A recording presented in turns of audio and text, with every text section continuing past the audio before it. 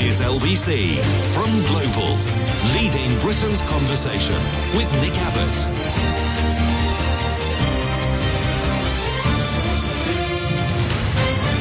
What the hell is going on? They have a huge amount of tremendous material and a tremendous amount of huge material, and everything is huge and tremendous. Don't be rude. The UK broke its record for the warmest day of the year so far for the second day running. The mercury hit a high of 32.2 degrees centigrade at Kew Gardens in West London yesterday after the government placed the whole of England under an amber heat health alert. Warning, warning. And if it was that warm in the cool, open spaces of Kew Gardens, it would have been absolutely unbearable in the concrete heat-reflecting confines of central London. London. Where? London. London. You know, London... Rubbish there. Nothing to do. So if it was as bad as that in the open spaces of Kew Garden, you can imagine what it must have been like on the tube. And as the first official heat wave of the year continues tomorrow, it could rise to 34 degrees centigrade. Oh, no. And I will translate European surrender centigrade to His Majesty's Patriotic Fahrenheit. You simply double it and add 32. It's perfectly easy. An idiot could do it. So 34 degrees centigrade doubled is, 34 doubled is 98, and 98 plus 32 is 160. It's going to be 160 degrees Fahrenheit tomorrow. Can you believe that? Yes. The UK Health Security Agency issued an amber heat health alert, which is in force until Monday morning, and that is the first time that they have done that since September 2023. They said... Emergency... Everybody to get from street. Emergency, everybody to get from street. And on top of that, the Met Office has issued a 13-hour thunderstorm warning for the north of England from 3 p.m. tomorrow until 4 a.m. on Sunday amid concerns over flash flooding, thunder, lightning, very, very frightening. Rock and roll! National Rail warned passengers that the weather may disrupt trains given heat can cause overhead lines to expand and sag and line-side fires and also cause rails to buckle. And I know that this is true because I made the mistake of taking a train journey yesterday during a hot spell. And my first train was 8 minutes late, and I would have had 8 minutes to catch my next train, but I missed it, of course, because the first one was late, because delaying a connecting train by a few minutes to take all the passengers that were switching from one train to the other was obviously out of the question. I mean, it's not like they're running a service or anything. And the train after that I had to wait 30 minutes for was delayed by 40 minutes because another train had broken down. And then the third train I took was rerouted because of a fire, meaning that I am still on that train as I speak, and my estimated time of arrival is never. But you know me, I never complain. Whinging and whining and moaning. And the lesson is, do not take a train in Britain if it is hot or cold or dry or wet, or in a month when the leaves are falling, or on a bank holiday, and never on a Sunday. Transport for London activated a hot weather plan and urged passengers to look out for each other while travelling, while Robert Jenrick got busy filming himself bravely accosting people who had not brought a water bottle with them. Bill! Meanwhile, Train Drivers Union ASLEF said spending your working shift in a small metal box deep underground is rarely a pleasant experience. And neither is going to your working shift in a small metal box a pleasant experience, for that matter. Would you like to hear the long-range forecast for the next 4 weeks? No. Outlook for Sunday to Tuesday, fresher and breezier and showerier.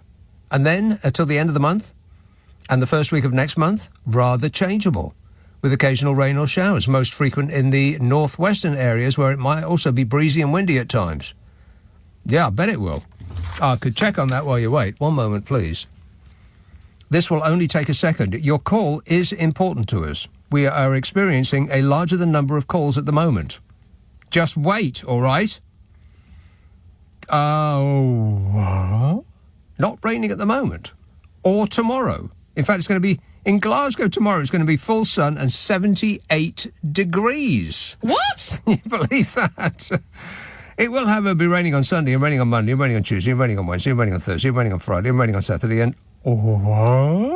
Not raining on Sunday the 29th? Rubbish. It will be raining on Monday and the following Tuesday, which is the 1st of July, and the Wednesday and the Thursday. Pretty much every day for the rest of your lives. And then the middle 2 weeks of July. Oh, July already. Can you believe that? Autumn is just around the corner. The leaves are almost off the trees. It's practically Jesus' birthday again. Middle 2 weeks of July, some occasional rain or showers, most frequent, you know where. Elsewhere, dry spells with the chance of some occasional very warm weather. Dry spells with the chance of occasional very warm weather? We'll take it.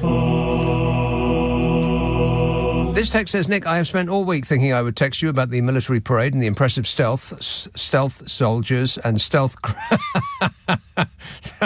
That's funny. The impressive stealth soldiers and stealth crowd technology on display. You had a stealth crowd, Donny. Oh, shut up! Couldn't see anybody. As an obscure reference to Trump in his first term saying stealth planes are invisible, says this texter.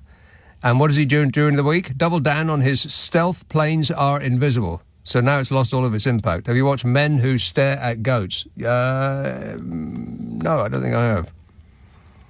What happens in the end? Do they stare back? Don't tell us. No spoilers. Those stealth planes are amazing. Nobody can see them.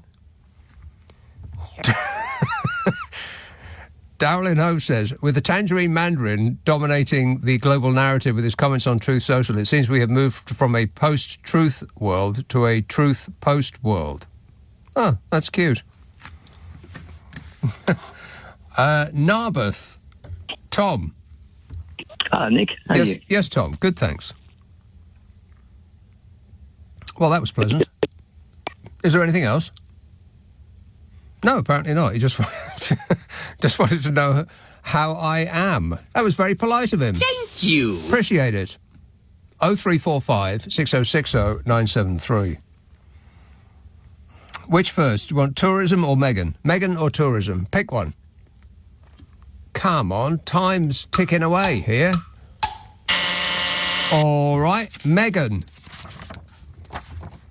The Daily Mail reports that Meghan Markle will today release a hotly anticipated restock of items from her lifestyle brand 2 months after the first batch of products sold out within an hour. What? I think what the Mail means is that the Wicked Witch of the West is about to inflict more of her deeply unpopular and poisonous products on an unsuspecting public after the first batch failed to sell because she is the world's most evil woman. No! There, fixed it for you. The Duchess... What's her royal name? Anybody? I bet if I gave you £1 million, you wouldn't be able to tell me. The Duchess of Sussex.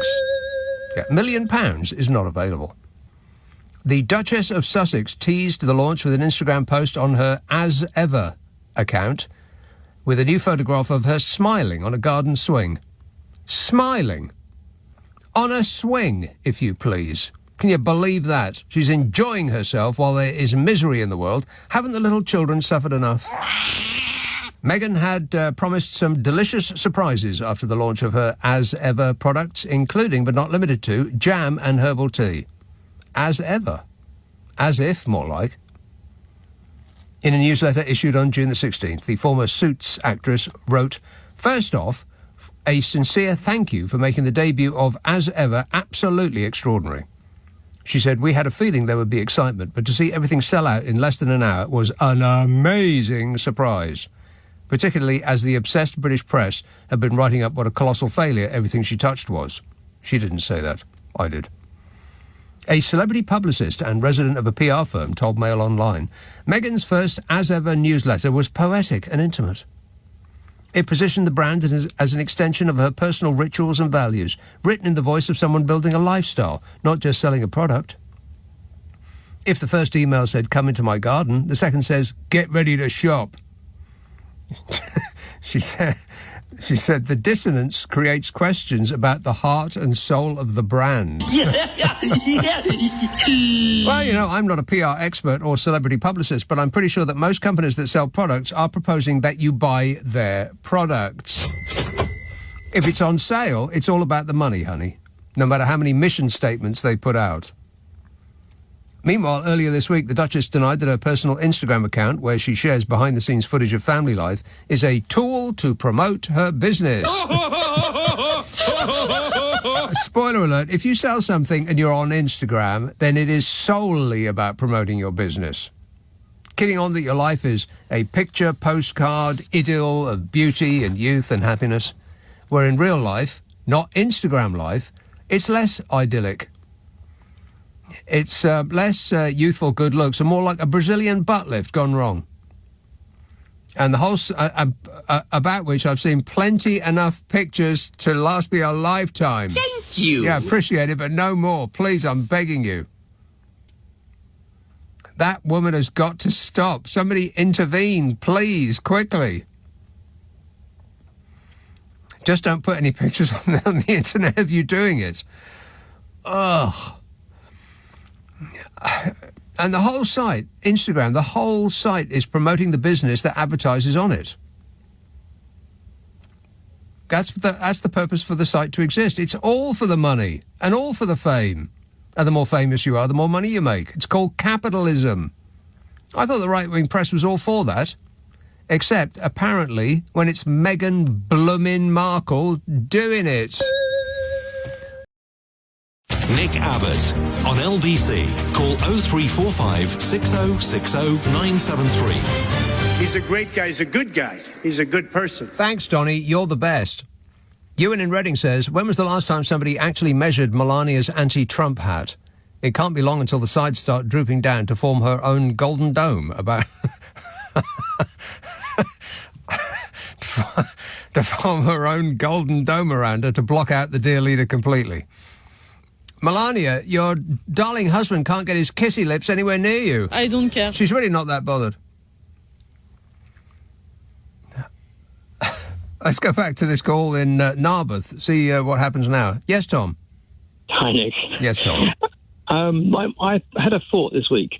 We've been thinking for quite a long while. We were trying to work out what Jacob Rees-Mogg was talking about when he talked about the fact that we would be able to get more affordable footwear. Oh. We could have cheaper food, clothing and footwear straight away by getting rid of the protectionist anti-trade tariffs that the EU imposes. And it would be very good for the British people and it would provide certainty. And I think once there's certainty, the country will begin to reunite. Oh, it's also... Oh, don't you understand? I think we misunderstood him. I think what he was actually saying was we would be getting, and I'm putting two and two together here because I'm thinking about Laura who rings in from Bath with her chickens and the shoes for magpies. Yes. Yeah. Well, I'm actually thinking that Jacob was actually talking about cheap shoes.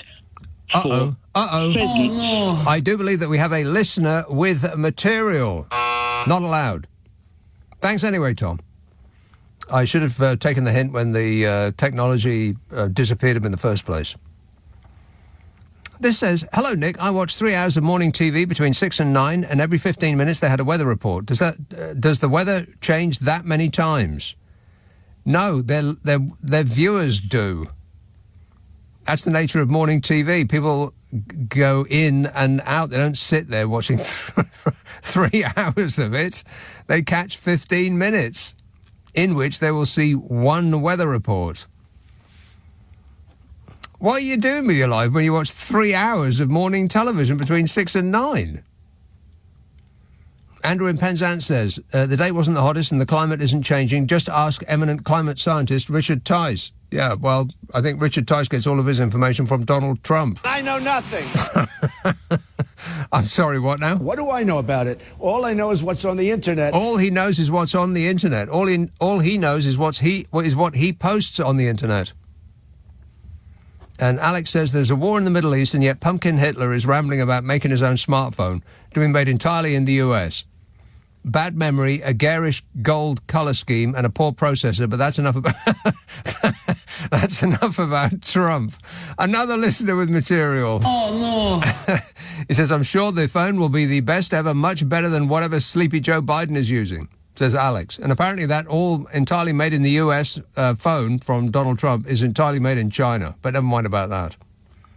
China is a part of America. Everybody knows that. And this says, in 2 weeks from now, in July, there will be Book Your Christmas Party Now cards in pubs. Oh, no. No. You know, in what day is it? Nobody knows.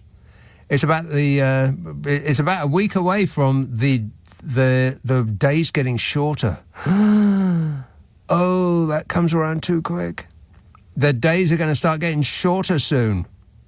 Still, it's going to be much colder and wetter shortly because Glastonbury and Wimbledon are on, and that is always an indication that the weather is about to get freezing cold and the rain will be pouring down. So at least we've got that to look forward to. 0345 6060 973. How do you say it? Derek? Ljubljana in Slovenia. Yeah. Exactly. Thank you.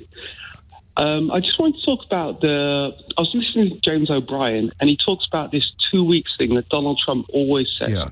Always 2 weeks for everything.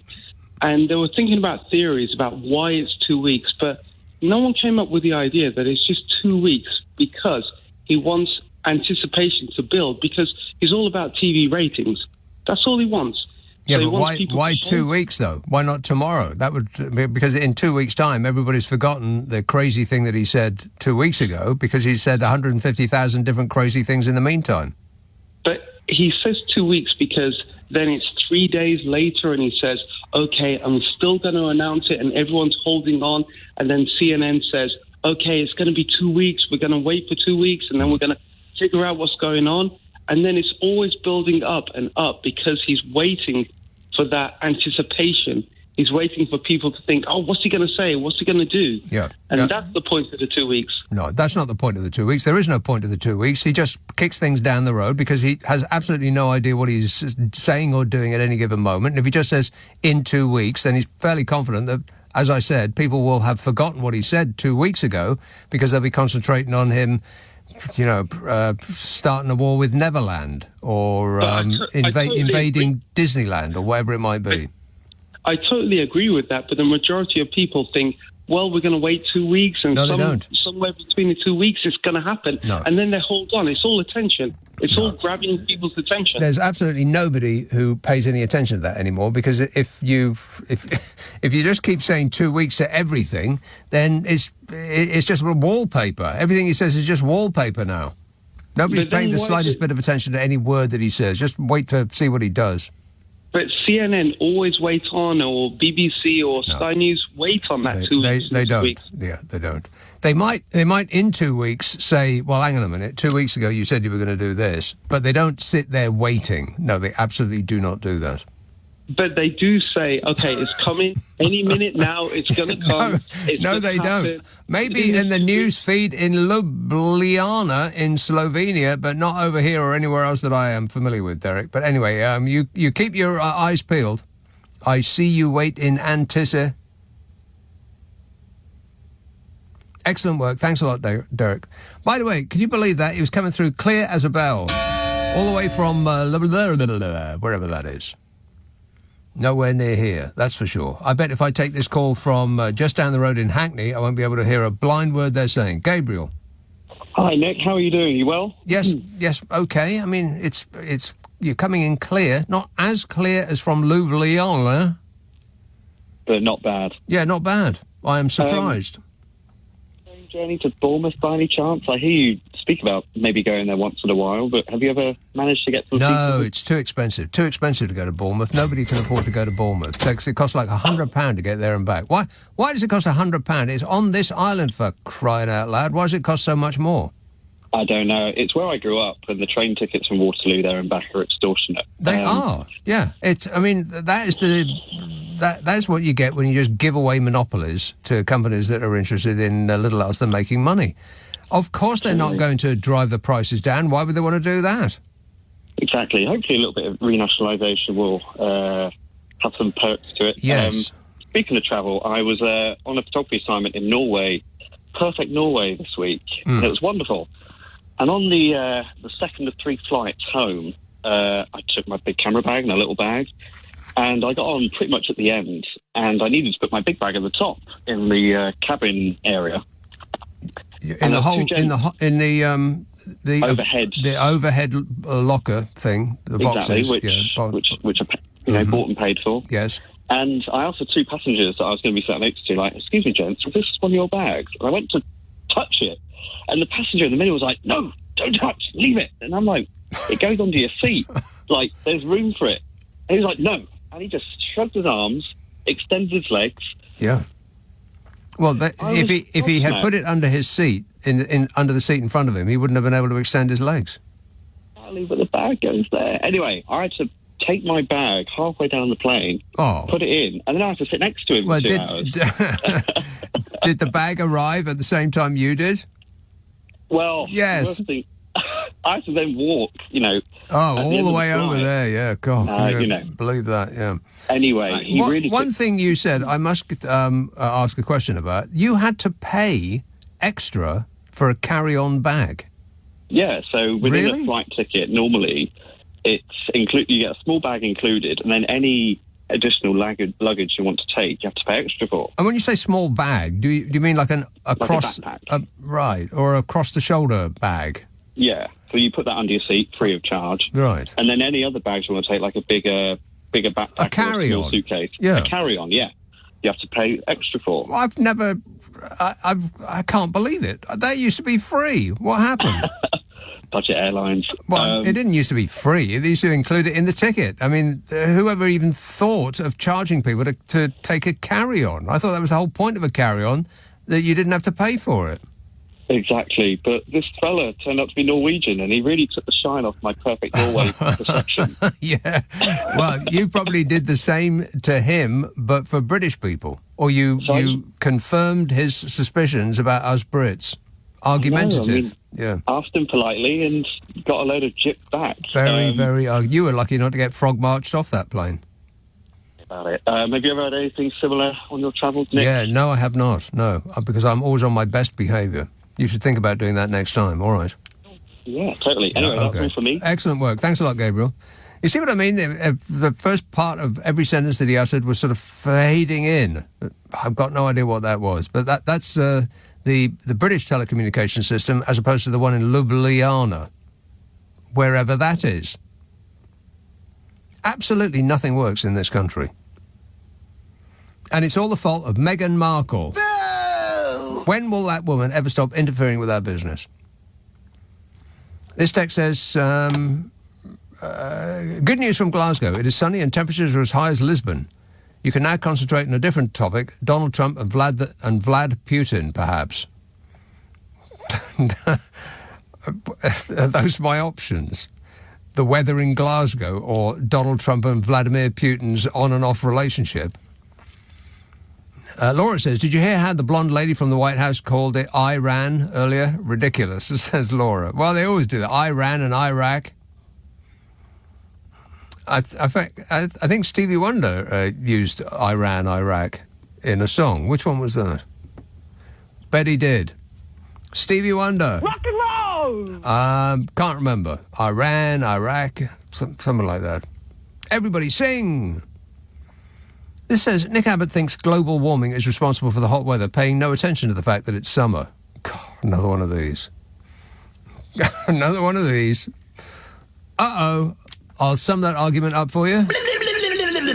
Yes, we don't believe in science, not round these parts, because we read on the internet from somebody with an anonymous account, 3 followers and official blue tick, that global warming does not exist. That's good enough for me. all the world's scientists are trying to con you. And so it's best to put your faith in somebody who you don't know, who posts anonymously on the internet and has 3 followers and an official blue tick.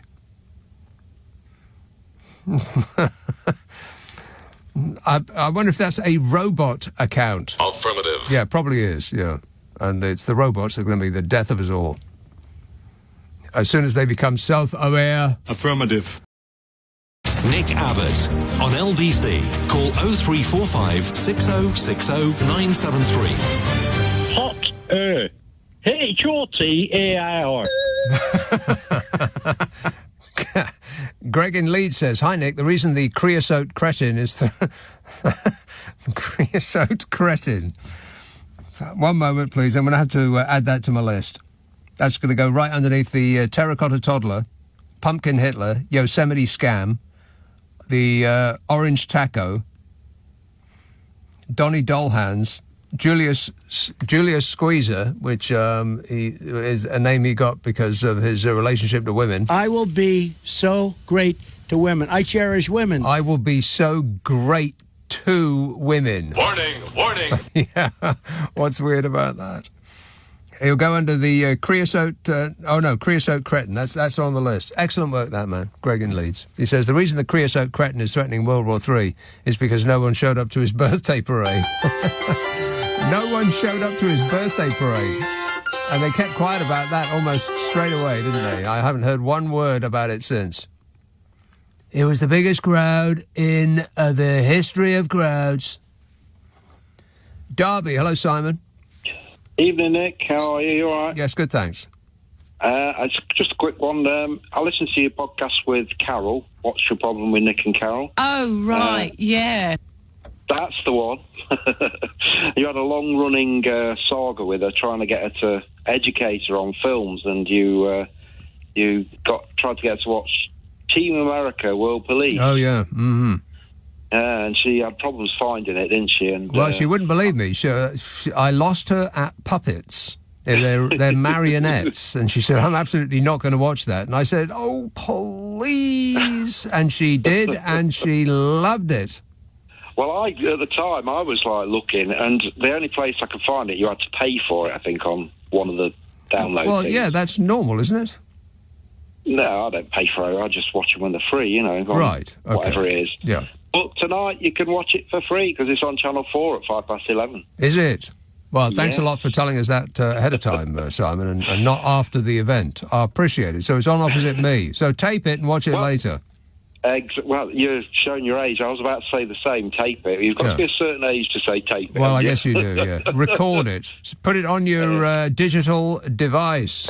Yeah. Or put me on your digital device and watch it live. The other thing was, if you could add to your long list my idea about Trump having his own chain of churches. I'm sure he's going to have that. His own... well, yes, for the tax reasons alone. Nobody has done more for Christianity. Nobody has done more for religion of all type than me. Nobody has done more for religion of all types than him. I'm sure he'll try it. He's got the Bibles, hasn't he? Yeah, and he's already he's already got the deity which he would like worshipped. Him. Yeah, the golden calf. Yes.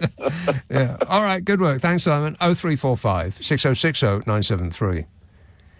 That is a message from next door. It's quite common on budget airlines for you to be charged for your carry-on bag. I cannot believe that. I mean, what do you actually get for free? Are they going to charge you for a seat next? Otherwise, it's standing all the way. In fact, they did actually contemplate having not seats, but those things that you lean your butt on. Those kind of non-seats that they have in some fast food joints that I've seen from the outside without actually going into the shop. They're not seats exactly, but they're sort of lean things. And one of the budget airlines was thinking about having that, but they probably had the health and safety come in and say, they said no. And furthermore... No. Absolutely, you cannot do that, they said. Okay, here's some information about that. One moment, please. Is this the future of travel? Now, this was from it's 2025. It's a money-saving move that's sure to divide holidaymakers, but several budget airlines are reportedly set to introduce standing-only seating options. Booze. Oh, damn it. That was so close. It should have gone... What? Yeah. Sometimes I just get a bit cross-eyed, that's all. According to an Instagram account, Entrepreneurship Quote, which has 2.8 million followers. Oh, well, that means that they write about everything then. The bike-style padded seats, which allow passengers to lean at an angle without completely sitting down, could be introduced as early as 2026. And there can't possibly be any way that is going to be allowed to happen. It would give you, I'm presuming that the reason is, because they're still going to have to provide a seat. It's got a back. So it will give you even less leg room than if you were sitting in a normal position, because you don't have your knees sticking out.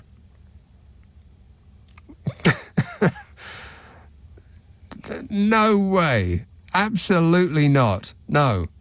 Well, I mean, I'll tell you what, why not just really save space, and you could take the toilets out and make each seat on the plane its own toilet. How about that for a great idea? You can thank me later. 0345 6060 973. And the headline is this the future of travel? No. No. It's not the future of my travel. I'd rather not travel. Thanks anyway. Merthyr Tydfil. Hello, Jeff.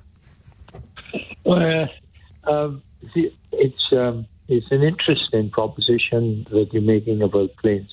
Yeah. But what I was looking at the television today, or this week, in that parade that the fecal fella did, where very few people turned up. Unbelievable how few people turned up. I mean, it was really...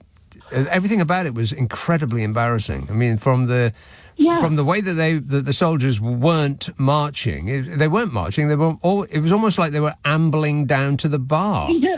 Yeah. They weren't in lockstep. There was nothing about it looked military at all. It was just a bunch of guys walking along.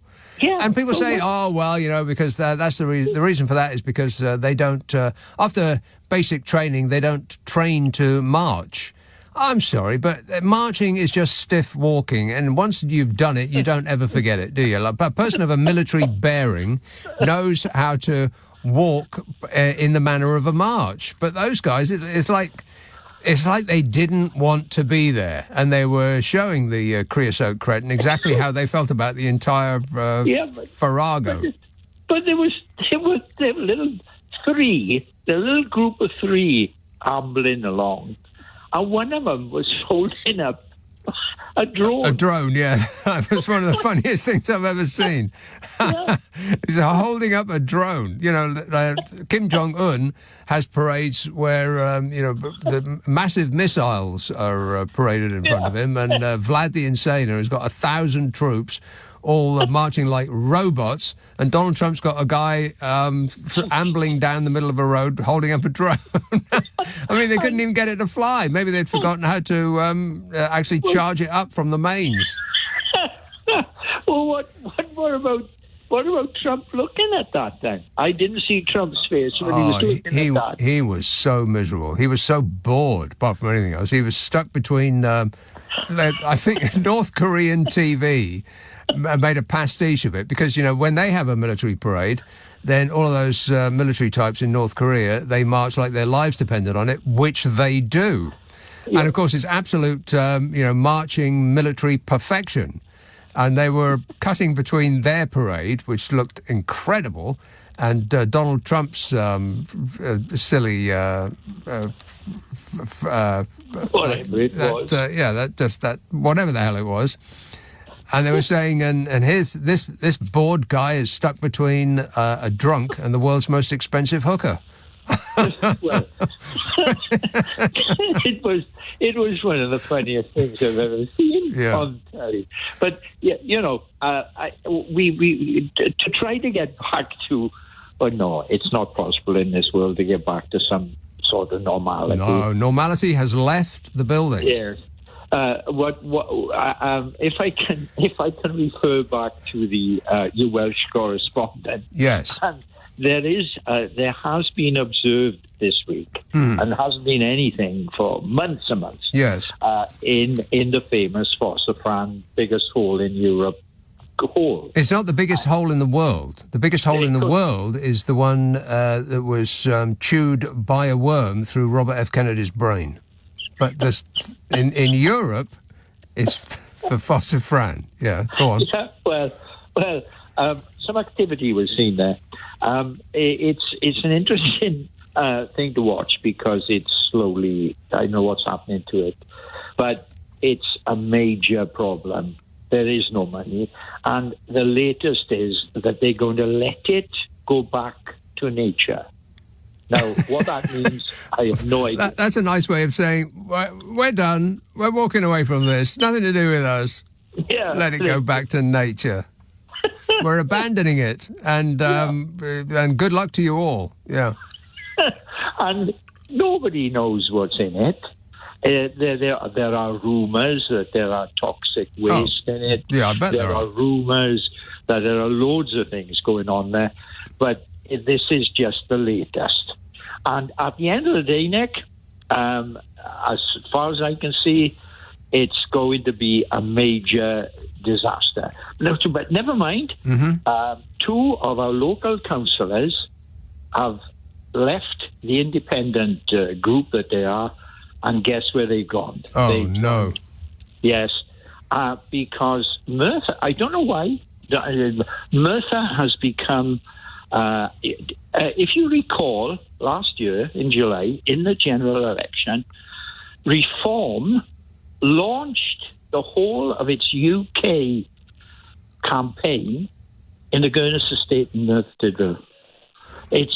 I have a theory about why they do that, why they're concentrating on that particular estate, which I've never heard of, but I bet I know what it is, and I bet I know why they're concentrating on Merthyr Tydfil and Clacton and all the rest of the places that they are.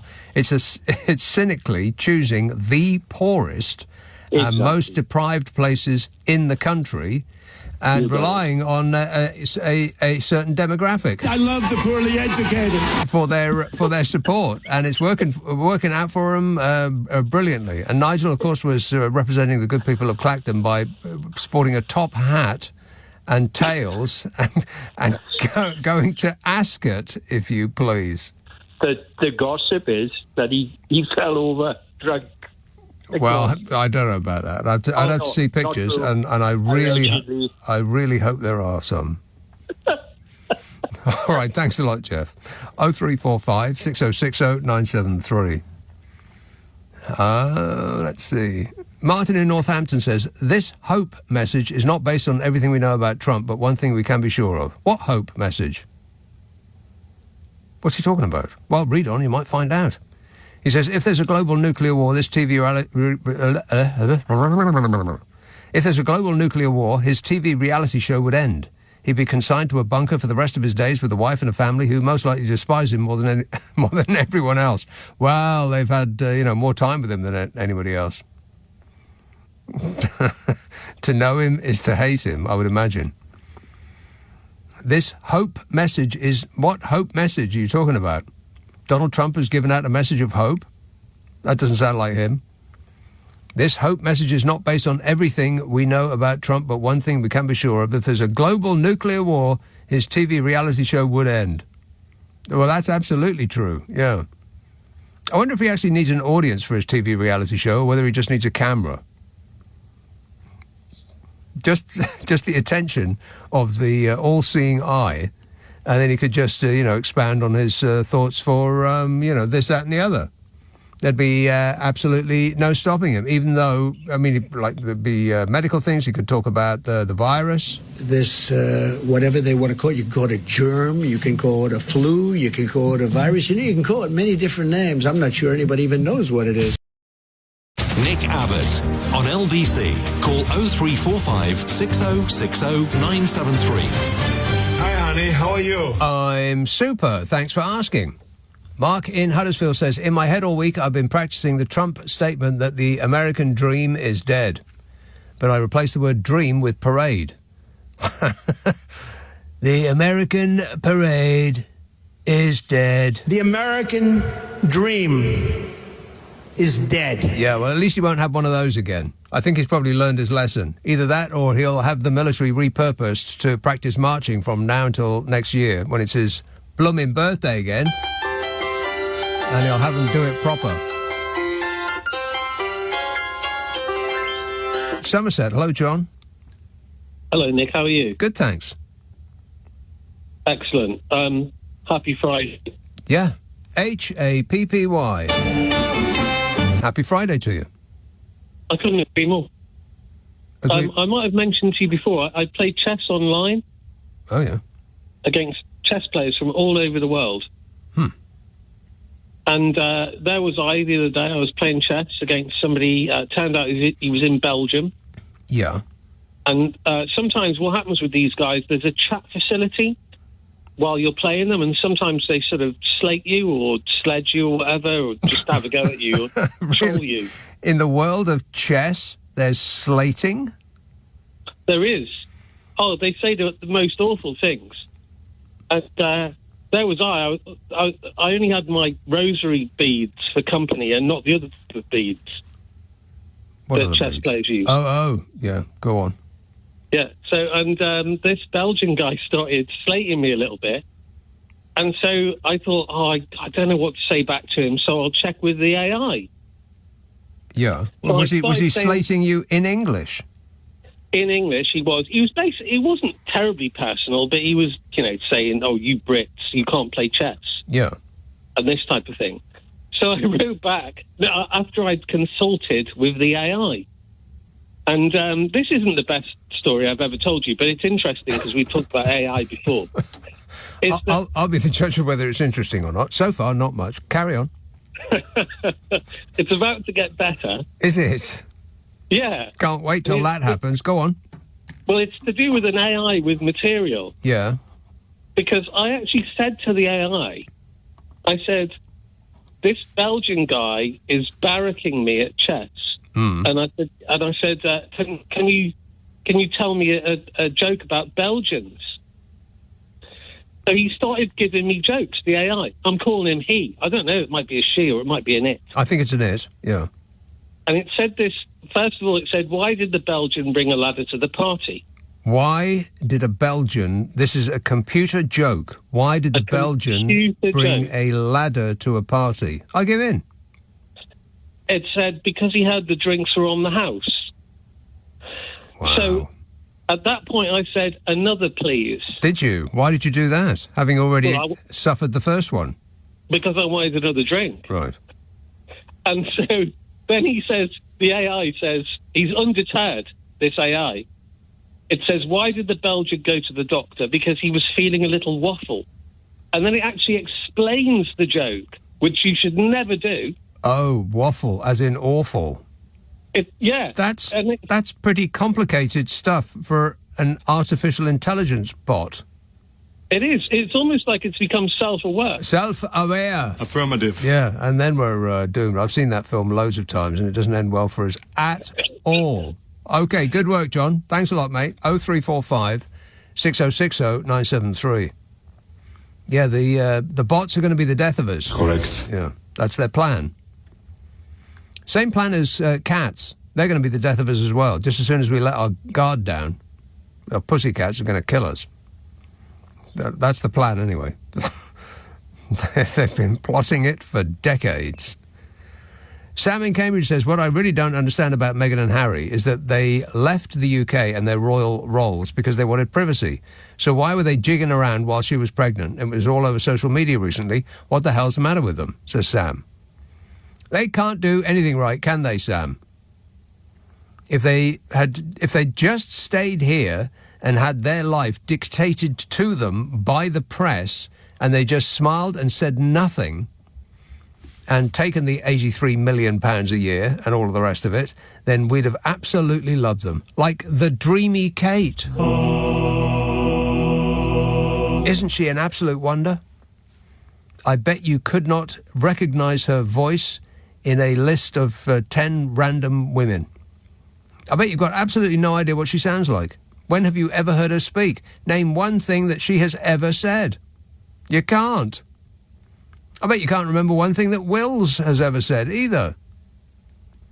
But because they wanted to lead their own lives, and instead of privacy, what they wanted to do was to get out of the spotlight of the British blooming press. And so they travelled 6,000 miles away. And the British press followed them every single mile to dog them over there as well. Or to just write made-up stories about things they haven't done in order to, pour cold water all over them. And through gritted teeth, they wrote about the fact that Meghan has had to restock her wellness range, or whatever the hell it is that she sells. I've got no idea, because the first lot sold out within an hour. They're absolutely furious about that. that they can't write a story that will be essentially na for about 86 pages in a row. Yeah, because they didn't want to run their lives according to our demands, then they're the worst people that ever lived. I just don't get it. And it's beyond an obsession now. It's actually creepy. The press is writing up stories about Meghan, crying out loud. Leave her alone. It's not reflecting well on you people. Dan in Reading says, "Hi Nick, I saw Don's press interview on the tarmac in New Jersey. He's so orange, I only noticed the red MAGA hat at the end." I don't know. Maybe his makeup artist hates him as much as everybody else does, but he should fire whoever it is that applies that. So maybe he does it himself. In fact, that's the only explanation I can think of. That he fired his all of his makeup artists, and he's been doing it himself for a good long while, because it looks like somebody who only sees the front of his face in a mirror. If you look at him on the side, it just sort of stops, and then he's white towards his ears, and that does indicate that whoever is applying his face makeup can only see him head on, and so that it's him, isn't it? He's doing it. I can't imagine he does his own hair though, because I think that would take teams. You don't need to put all of that product in your hair. You just don't. You just don't. Loughborough. Hello, Phil. Yes, hello, Nick. Phil. Yes, the Stevie Wonder track that you referred to immediately sprang to my mind. I think I'm right from memory. It comes from the 1973 album called Inner Visions, which I think was probably his best album ever. Talking Book? Songs in the Key of Life? That was before, in 72. Yeah. That's pretty good as well. Well, what was the track? Iraq, Iran? The track was Don't You Worry About a Thing. Don't You Worry About a Thing. Rock and roll! Yeah. I'm pretty sure it's that. I haven't played it. I don't know, but... you haven't played it? I haven't played it recently. Oh, recently, right, I got you. Yeah, well, it sounds right to me, Phil. It sounds like you are a person in possession of knowledge and expertise. I wouldn't go quite that far. I've gone too far, have I? Yeah. I think we're right. I'll reel it back a bit. It sounds like you know what you're talking about on this and only this issue, Phil. How does that sound? That sounds very genuine. That sounds more brilliant. like it. Yeah, all right. Okay, good work. Thanks a lot, Phil. Don't you worry about a thing. Which is not the kind of song that would get written these days. Don't you worry about a thing. Yeah. After the fifth or sixth drink... Booze. Yeah, don't you worry about a thing. You won't worry about a thing because you won't be able to remember what there is to worry about. That's the beauty of alcohol. Alcohol will solve all of your problems. 03456 6060 973. Chris says, I missed my flight today out of Glasgow and subsequently spent 5 hours in 27 degrees centigrade at an airport with no air conditioning. After 10 years of listening to you, I've lost all trust. Where was the rain, says Chris. Well, you picked the wrong day to miss your flight out of Glasgow, didn't you? Today and only today, no rain. I take no responsibility for that, Chris. You should have thought of that before you missed your flight. User error.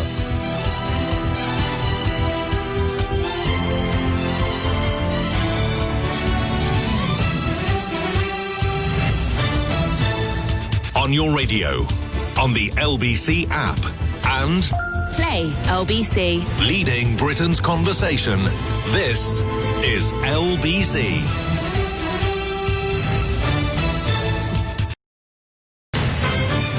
This is LBC from Global, leading Britain's conversation with Nick Abbot. You're joking.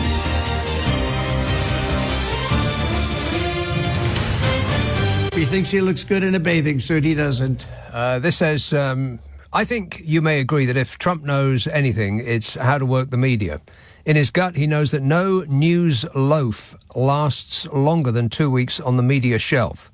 In 2 weeks, he'll just talk down any reminders about this by insulting whoever asks about it, and it seems to work. Yeah, it does.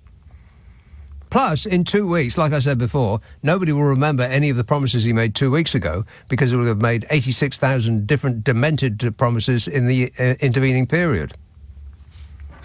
It's called flooding the zone. It's just, it's deliberate and it's to overwhelm you.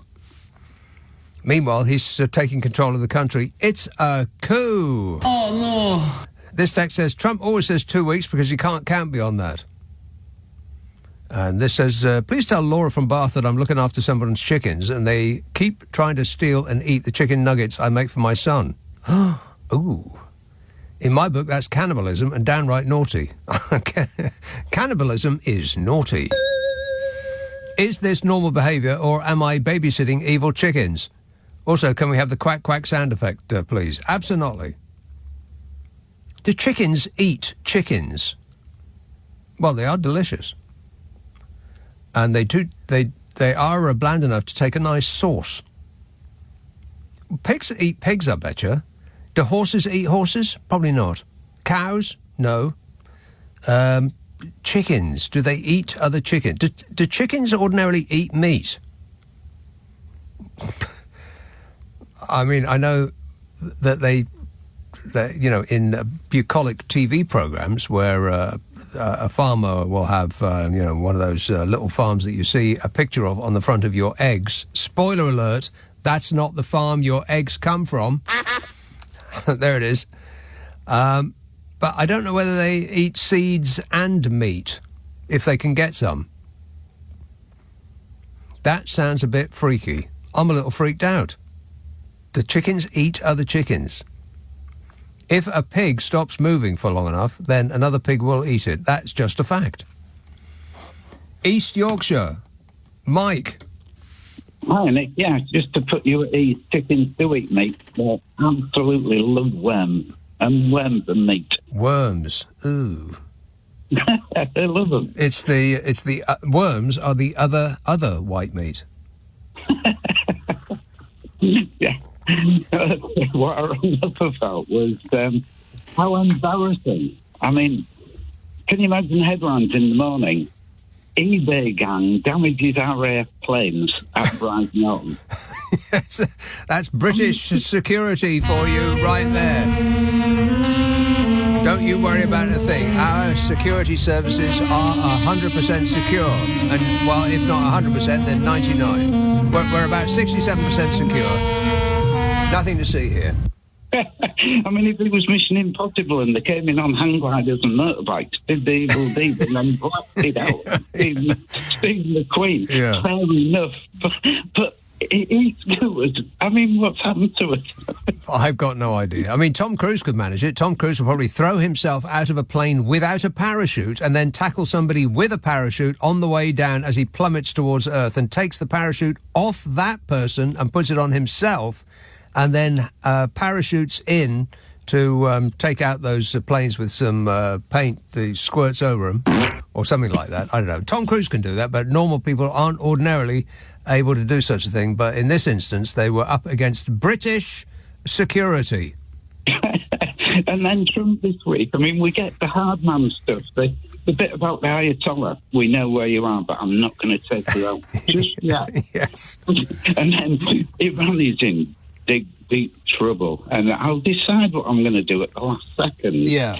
And then he suddenly decides that he's not going to make a decision for 2 weeks, which reminded me, did you see the reporter at a previous publicity thing where she said, Mr. President, do you know what Washington's saying at the moment? And they're saying taco. Trump always chickens out, and he went mad. He did. Well, why did nobody at the last press conference say taco again, eh?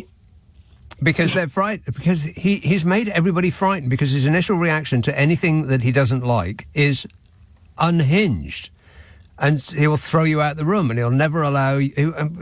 All of these things that people have relied on, without having to have them written down. You allow the mainstream media into your press briefing rooms, and you don't ban any of them because they asked you a mean question. But he does that because it's not written down. All these things that people have assumed wouldn't happen, he just does it, because it's not the law. And even if it is the law, he'll do it anyway and then wait for the law to catch up with him. At which point they won't be able to, because he's done another 10 things that are illegal in the meantime. And he didn't even have the guts to turn up and say it himself. He got that Carolina model, whatever. Yeah, Did someone say it? Carolina Levitt or whatever. Angry Spice. He didn't even have the guts to turn up and explain himself and take questions. I mean, it's absolutely... The man is a coward. Well... Obviously. Yes. I'd say that's right. I mean, his military record demonstrates that that's a possibility, yes. He had a note from his mum. All right, good work. Thanks, Mike. Ta-da. 0345 6060 973. But it's not all fun and games. We can't concentrate on Merca all night long. Because in this country, a Tory council leader has posted a Facebook picture of her luxury steak dinner. Oh, I can only dream of a luxury steak dinner. But if she left it at that, it would not be... A major capital letters, big news story. It would be just some chump showing off. But there's more. A Tory council leader has posted a Facebook picture of her luxury steak dinner with a message saying, I wonder what all the poor people are doing. What? Yeah. I think we may have reached peak Tory. The only thing that could be more Tory than that would be if she defected to Reform. We've got a few idiots in our party. Kay Mason Billig, 61, who leads Norfolk County Council and is a former Tory parliamentary candidate, insisted that she was making a self-deprecating joke about her circumstances rather than mocking people in poverty. Mrs. Mason Billig is chairman of the Standards Committee of North Norfolk Council. Well, you got a laugh, ain't you? One of her pictures showed a freshly cooked tomahawk steak, ready to be carved on a board beside a bottle of Italian red wine, a bowl of salad and a potato dish with peppercorn sauce squirted all over it. Another featured her husband Michael sitting at a table and grinning while holding up a glass of wine alongside the words, wonder what all the poor people are doing. Mrs. Mason Billig's steak is believed to be from Tesco's Finest range, which was last week selling tomahawk steaks for between £25 and £32.50. What? For a piece of dead cow? $32.50? For that money, I'd want the actual cow to carve it off itself at the table. Poor cow. And the wine in the picture is thought to be an award-winning bottle of Amarone della Valpolicella, which is a wine that suffers from having too many vowels. It doesn't need that many. Similar bottles of the Italian red are currently priced at £21 in Morrison's. I've never paid £21 for a bottle of wine in a supermarket in my life. Who does that? Mrs. Mason Billig. That's who. Mrs. Mason Billig, who reportedly gets allowances of more than £51,000 a year from the county council, told the Eastern Daily Press today, my husband and I sometimes called ourselves the poor people. It's a private joke, as we live fairly modestly, so when we have a treat, we will sometimes post about it. This is asking if friends wonder what we, the poor people, are doing. It's not intended to be about anyone else, and is no reflection on people who are less well off than ourselves. It's a bad state of affairs when I can't even joke about myself without it being twisted into something it isn't. That's what she said. OK, straw poll. Hands up who's buying that. Now, hands up who isn't. Overwhelming. Talking about her post being leaked, she said, I am deeply disappointed that someone has decided to be this horrible when they must certainly know it's actually self-deprecation. What a sad world we live in. But Steve Morphew, the leader of the Labour group at Norfolk County Council, said, nauseating. Michael Rosen, the Labour leader of the South Norfolk Council, said, shocking. Dr. Catherine Rowett, the Green Party group leader on Norfolk County Council, said... Yowza. But, that's the Greenies. Mrs. Mason-Billig has since removed her post, but the internet remembers and does not forget. Affirmative. Yeah, that's robots for you. 0345 6060 973. Snowdonia. Sarah. Oh, hello. Sarah. Hello, Nick. Thank you very much for taking my call. I appreciate you making your call. Well, I appreciate it too, because it's quite night time for a farmer. Yeah. Anywho... Oh, you're a farmer?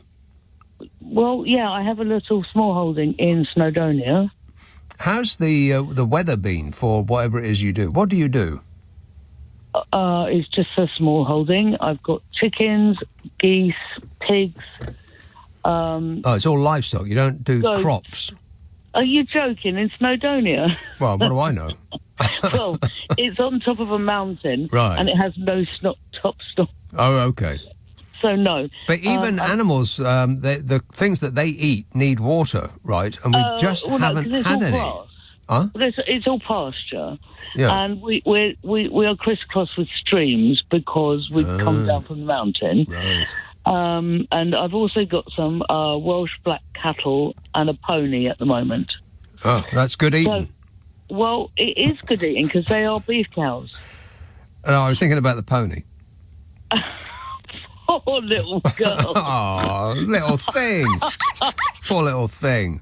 She's only a Section A, poor little thing. I have no idea what that means. It means it's the smallest sort, so I can't get on it because I'm too fat. Oh, Section A. It sounds like like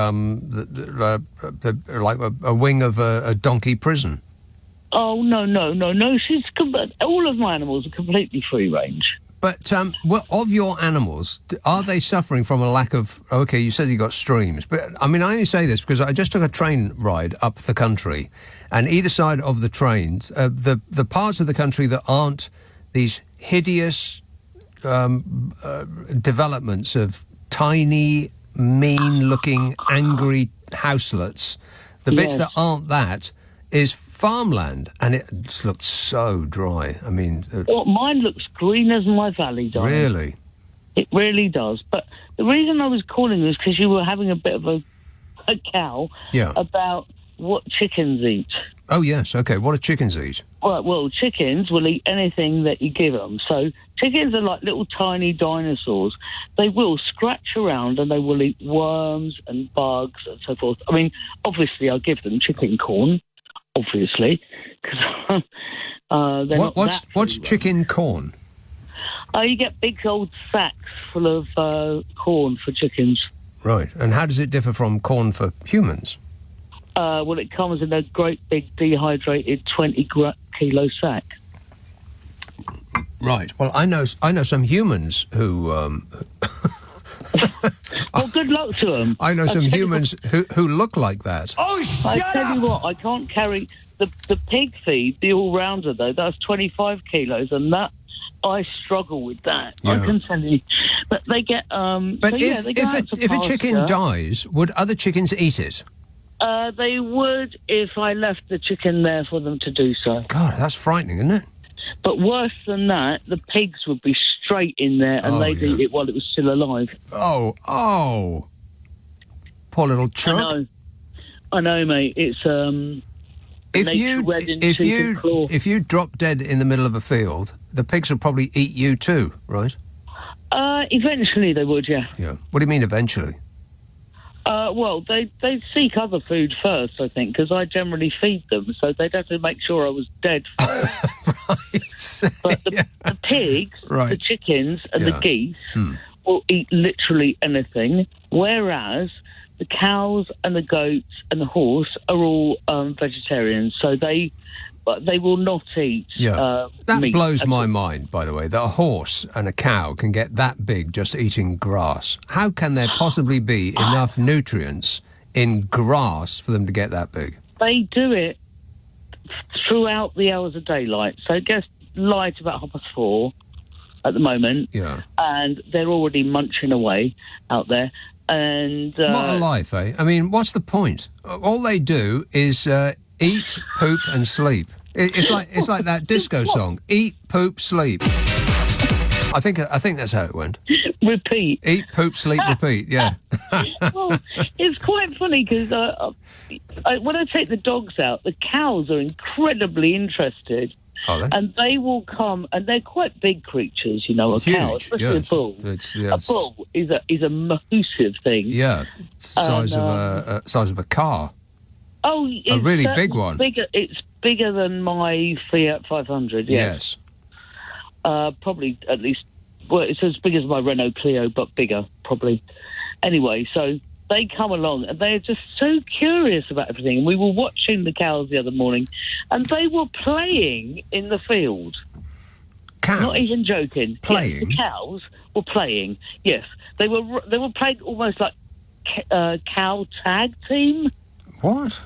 They were running up and down. They were skipping around. They were having a laugh. Have they been eating the grass or smoking it?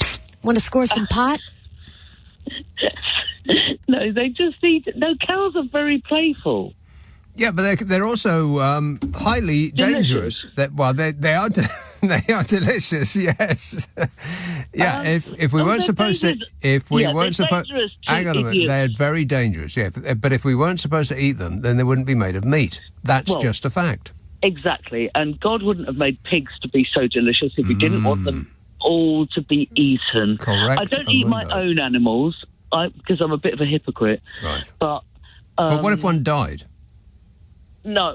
If it dies of natural causes, you get the knackers out and they have to take it away. It's fallen stock. If it dies of natural causes, you remove its knackers? No, you call the knackers the fallen stock people. Right, that makes sense. And they have to come and take it away. Right. Gotcha. Honestly, if it's a cow, they have to get the crane out. Yeah, I would imagine so, yeah. I mean, it'd be best if a cow's feeling ill, that it alerts you ahead of time and makes its own way to the knacker's yard. Yes, that would be ideal. Yeah, wouldn't it? That would be ideal. Yeah.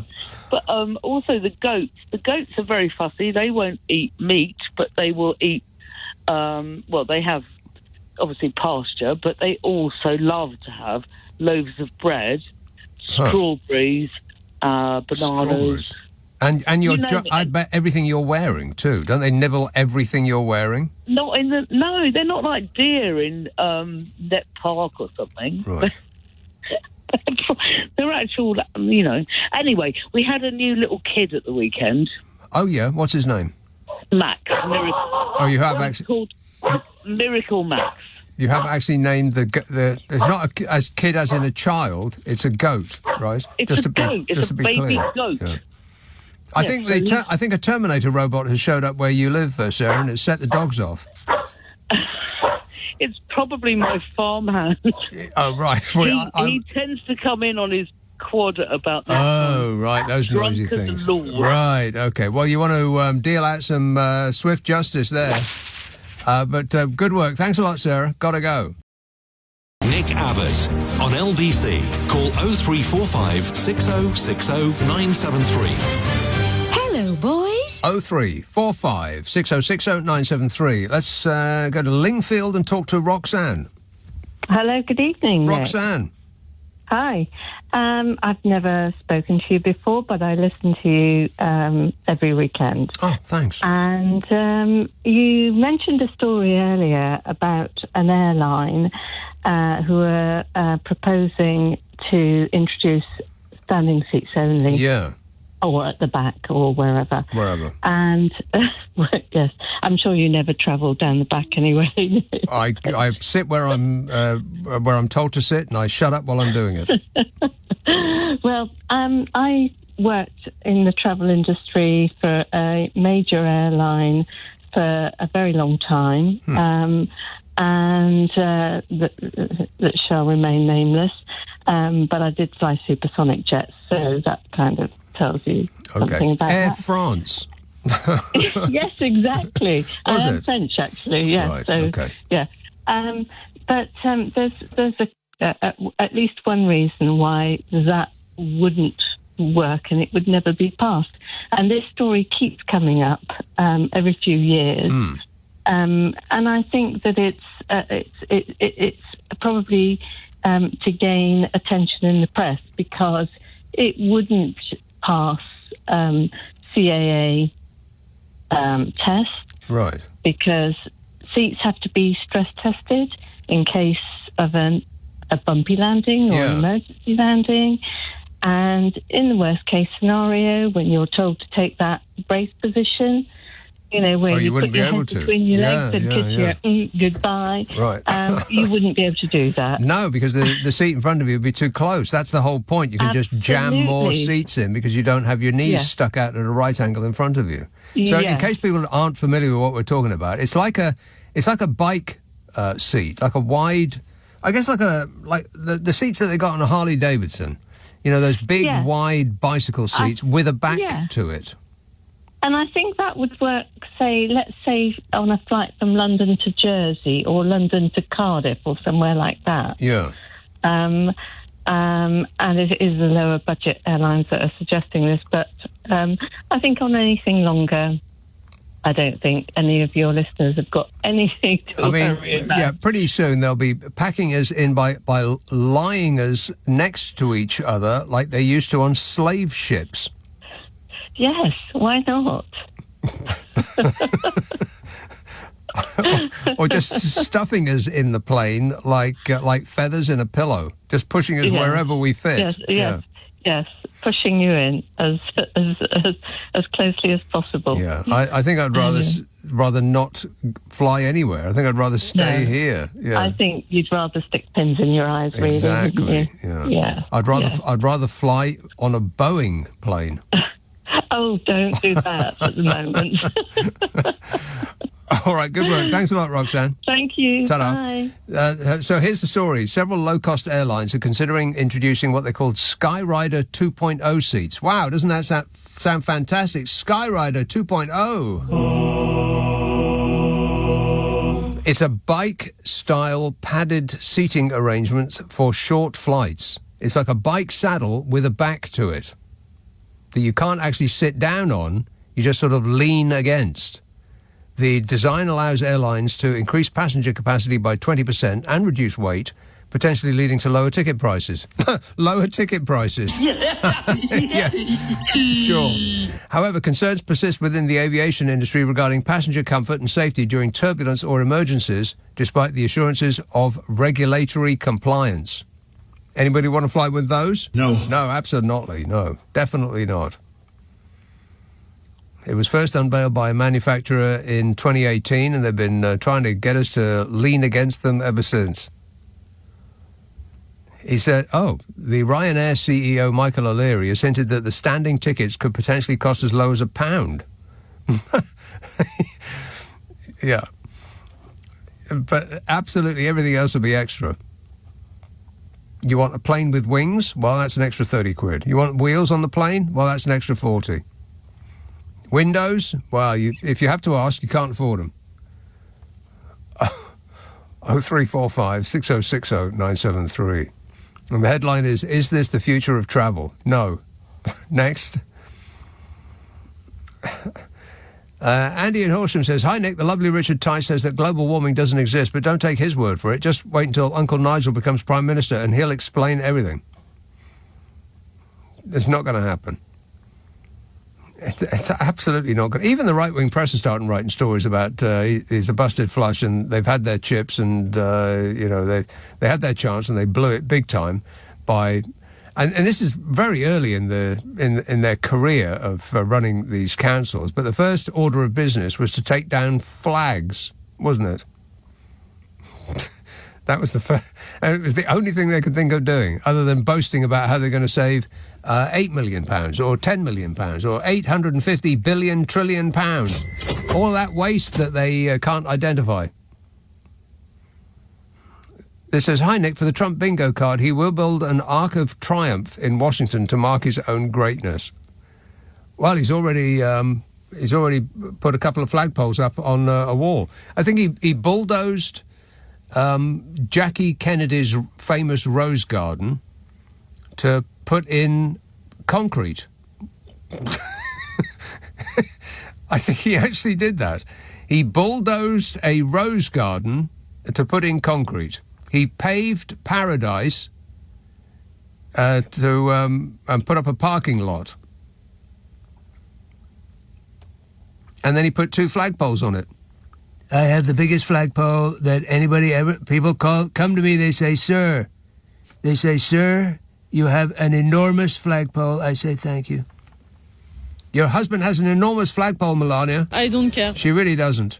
Leading Britain's conversation, Nick Abbott. Alexa, send a comment to LBC. Don't touch me, or I'll kill you. Text from Judy B. Judy B. in a Brit in the US says 2 interesting updates from this side of the pond. Last week's Trumpian birthday military parade was noteworthy for bad weather, empty seats, aboard military and very creaky vehicles and tanks. A name here for Trump for your list is Emperor Squeaky Tanks.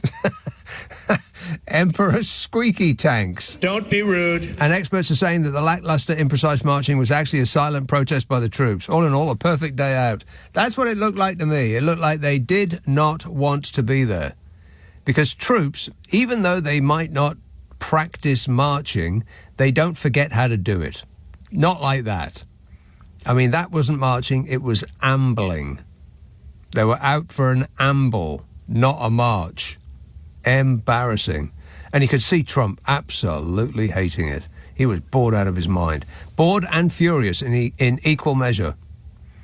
And I cannot believe that Pete Hegseth, that the alcohol enthusiast that he hired off Fox News to run America's military, I cannot believe that he's still got a job.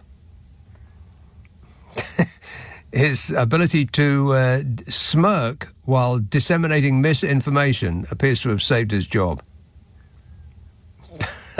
And I've never seen anything quite so boring being quite so perfect. And you knew, I mean, there was this perfect thing that I retweeted it on X. I spend less and less time on that site every day, but I couldn't help myself. There was what Trump was expecting and what he actually got. And he was expecting something like they have in Russia or in North Korea or in China. And, you know, it's a perfect demonstration of military precision. Thousands of people all marching in absolute lockstep, stamping it out as though they were robots. Affirmative. That's what he was expecting. And what he got was, well... it looked like something that was put together by kids in a school. I mean, if you sort of squint, you could imagine that the tanks and the drones were made out of cardboard, and that's exactly what it looked like. Amateur hour. But, you know, when did America last win a war? San Francisco. Hello, Mike. Hi there, Nick. Hello there, Mike. I heard earlier. I heard that you had a call earlier. I heard it from Ljubljana. Yeah. And I was having trouble saying that, so your glamorous assistant taught me how to do it and made me do it over and over again. But Ljubljana is, in case you haven't taken it up, is the place where Melania was born, and they have a statue of her. Oh my God! If you have, ladies and gentlemen, if you have not seen the statue of Melania in Ljubljana, then you are missing something extra special. It is the world's worst statue. I mean, I think I can go out on a limb and say that is an actual fact. Find me a worse one than the statue they put up to Melania in Ljubljana. She'll never go back to that country again. It's too embarrassing. I don't know. They might leave her there if she goes back. That's so dangerous.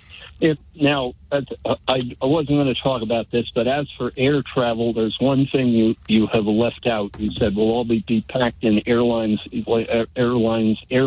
like slave ships. Yeah. But it's worse than that.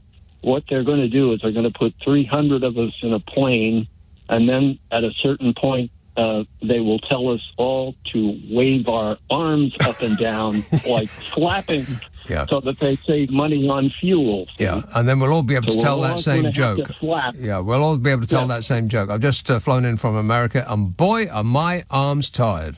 Exactly. All right. So, good work. Thanks a lot, Mike. 0345 6060 973. calling from the great state of California, which is on fire right now, if you believe people who don't tell the truth. Andy in Horsham says, the lovely... Oh, no, I've read that one. It's about Nigel explaining everything when he becomes the Prime Minister. David in Somerset says, US Philistines saying Iraq and Iran. Where will this end? UK holidaymakers saying Ibiza. I'm going to Ibiza. I'm going to go mental. Sanj in Wokenham says, hi, Nick. I do find it funny how it took just 12 minutes for J.D. Vance to be banned from Blue Sky for spouting his and the Orange Bleep's vile propaganda. Plus, Trump has been... did he? I didn't read that. I'd actually forgotten that Blue Sky existed. I have an account on that. I genuinely forgot. I like Instagram. I forget that. I forget that I've got an account on that too. I think that maybe in the future people will look back at this moment and see that the human race is... It's almost like we've got a shiny new bauble with social media, and we just become like mesmerised by it. And in future, we will look back at this time and think, that was one of those stupid things that human beings used to do, like playing with a hula hoop. It's just some shiny new thing, and we poured all of our time and our efforts into curating our social media profile and spending 86 hours per day practicing our pout in the mirror so that we can get a selfie just so. And I know that the kids do that because every time somebody in a group of kids gets their phone out, they all go robotically into their pre-practiced pose. I mean, you must have seen it yourself. It's absolutely terrifying. Like robots they are. Somebody gets a phone out and they all hit the pose that they must have been practicing in the mirror every waking moment of their lives. And then they'll relax when somebody puts the phone away, and then someone else will take their phone out, and then they'll all go back into their position again. Scary. But I wonder if in future we will think back at this point, like any other passing fad. I certainly hope so. Because it's not doing any of us any good.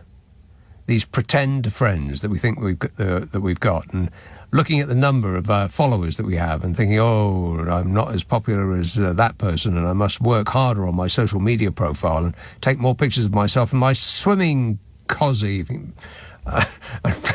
and curate more pictures of myself with a sunset in the background and having a cocktail and having a marvellous time. Booze. And all of that. For what? Nothing.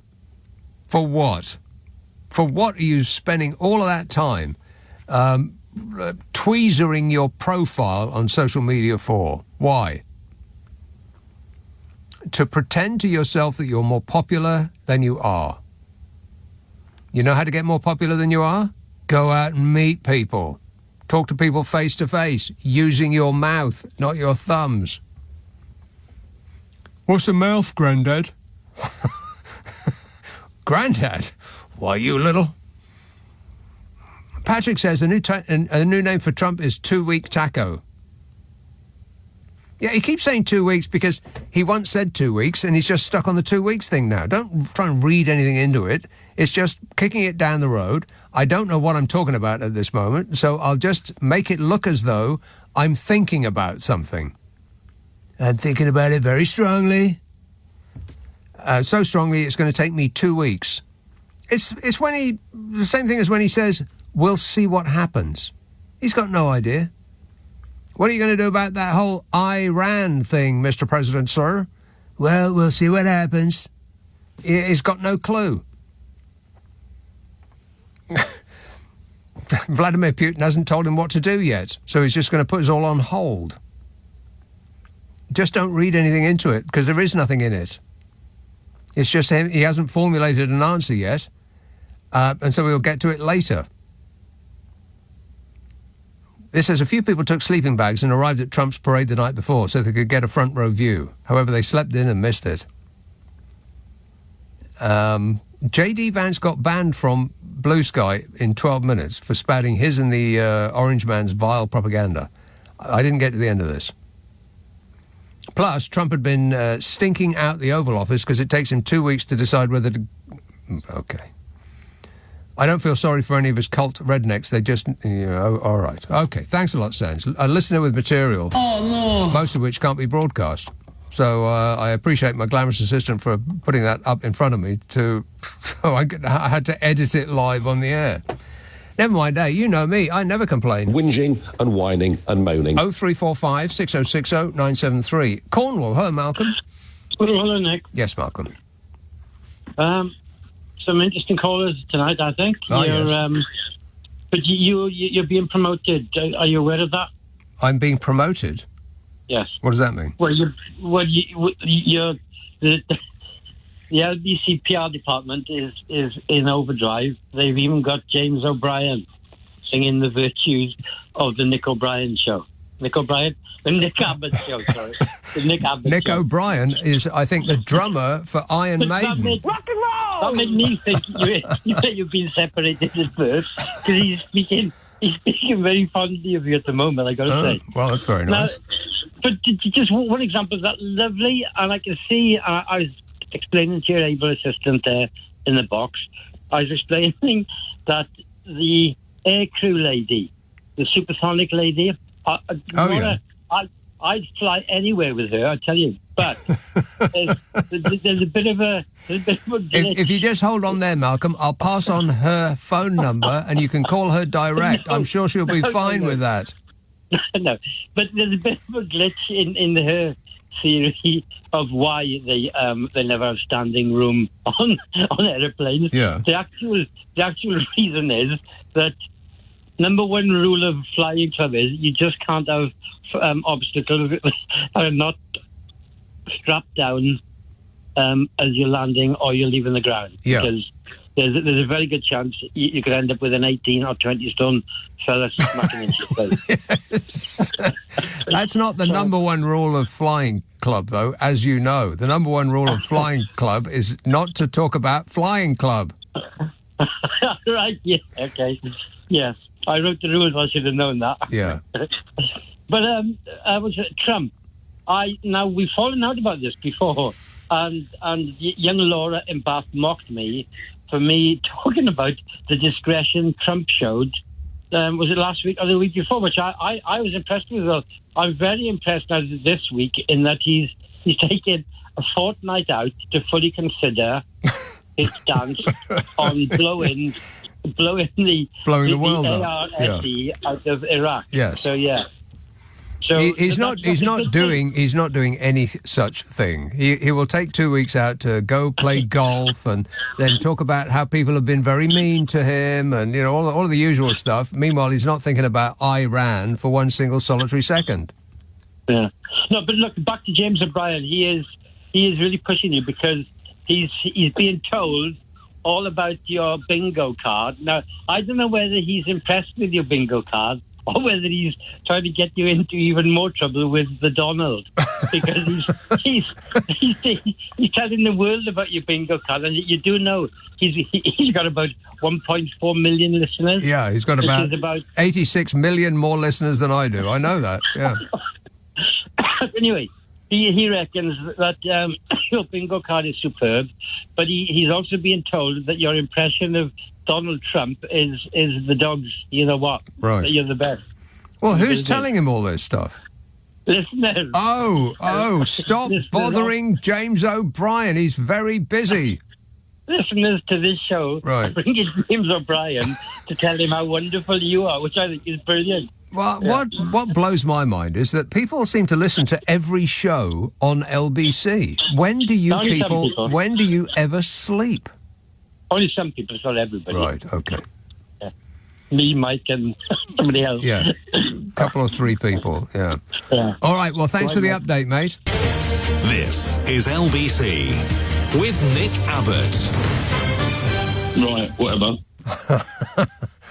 This text says, I'm very embarrassed how Trump was acting when the Juventus team were behind him at the Oval Office. The look on the players' faces.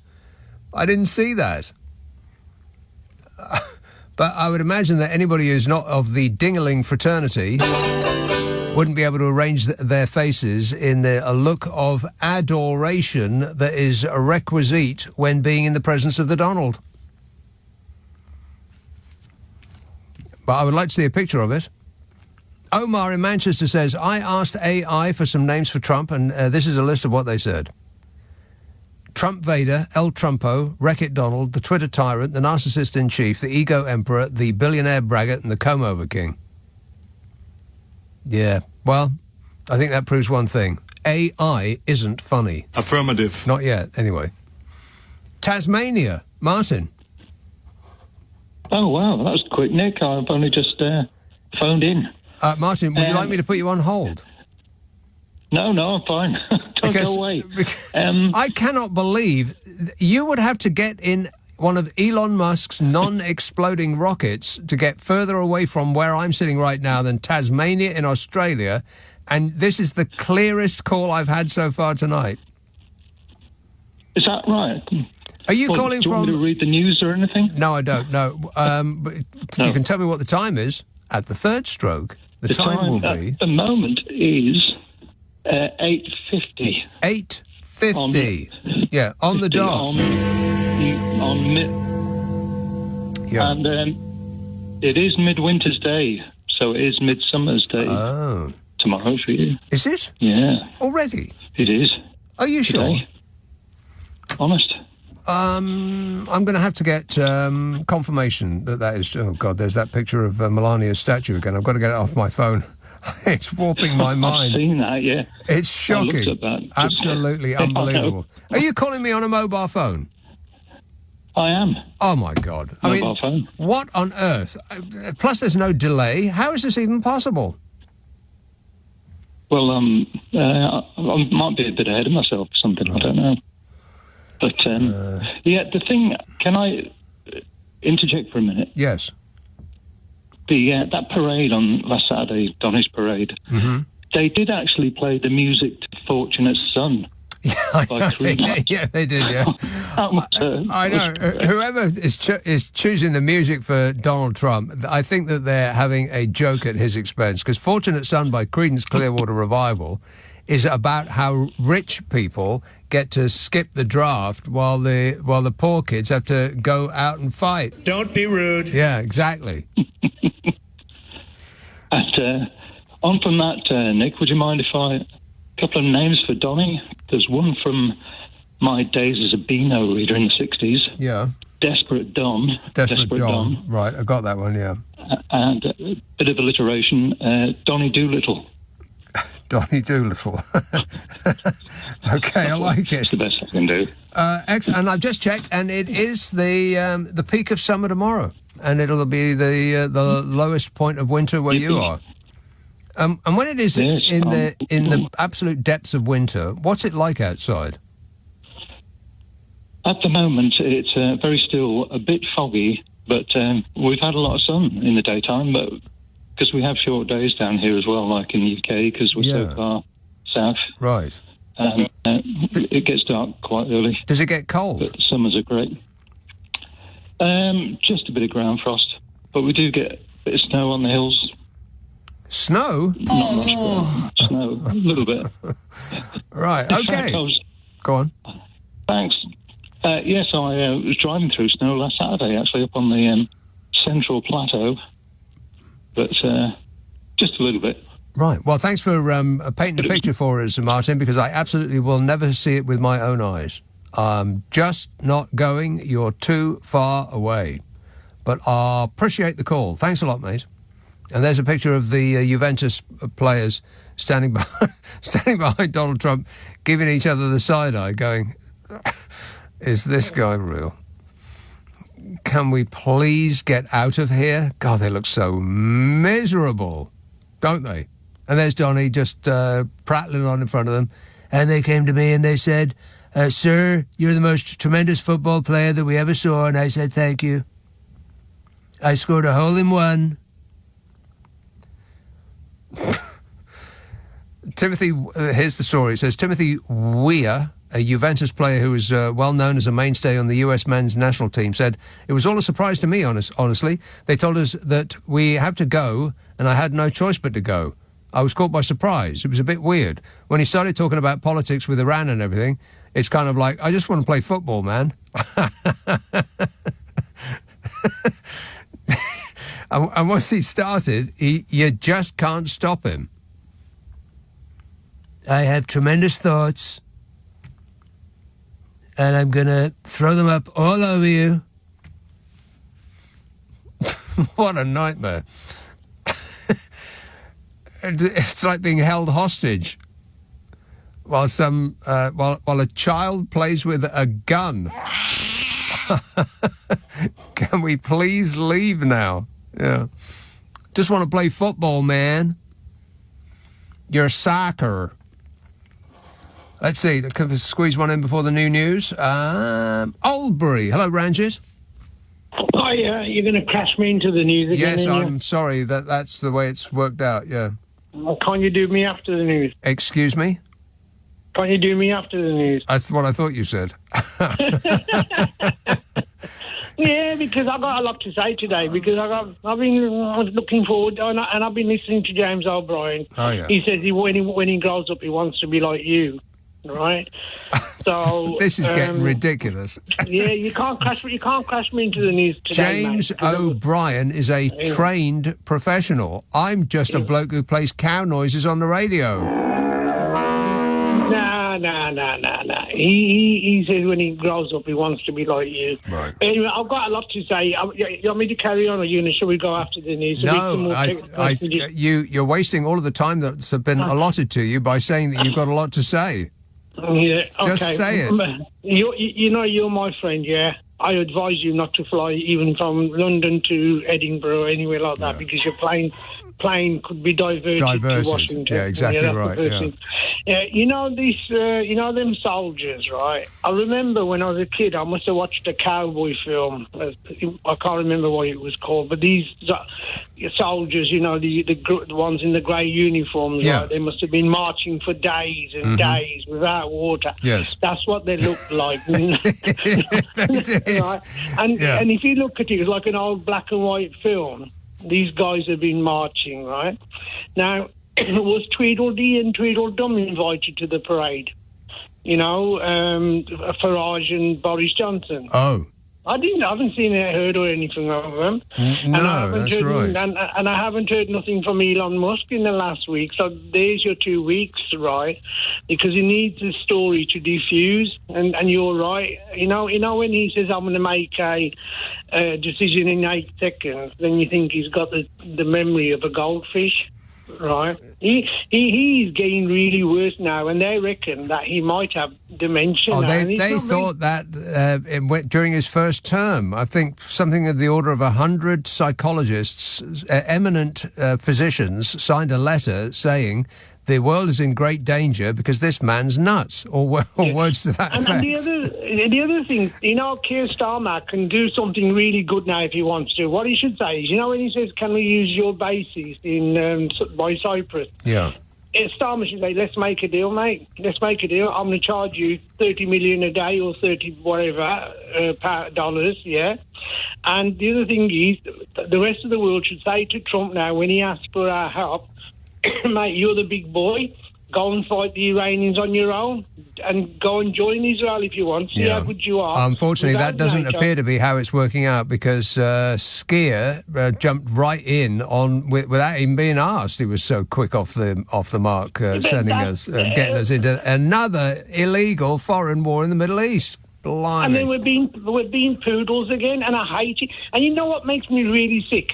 You know what makes me really, really sick? Seriously. When Sir Keir Starmer goes to him, okay, Donald, call him Mr. President. I wouldn't want to call him Mr. President. I've got other than, but he calls him Donald like if it's like, you're my buddy, you're not. He's using us. All right, speak to you tomorrow if I can. Yeah, okay. There's a guy who knows his time's up. Thanks a lot, Randy. What surprised me was people were criticising Skier for picking up those papers from that very important trade deal that Donny had signed. He dropped them on the floor and Skier picked them up and he was criticised for doing that. For crying out loud, Donny can't bend over at the waist. The guy's practically immobile. Do me a favour. On your radio, on the LBC app and... Play LBC. Leading Britain's conversation. This is LBC.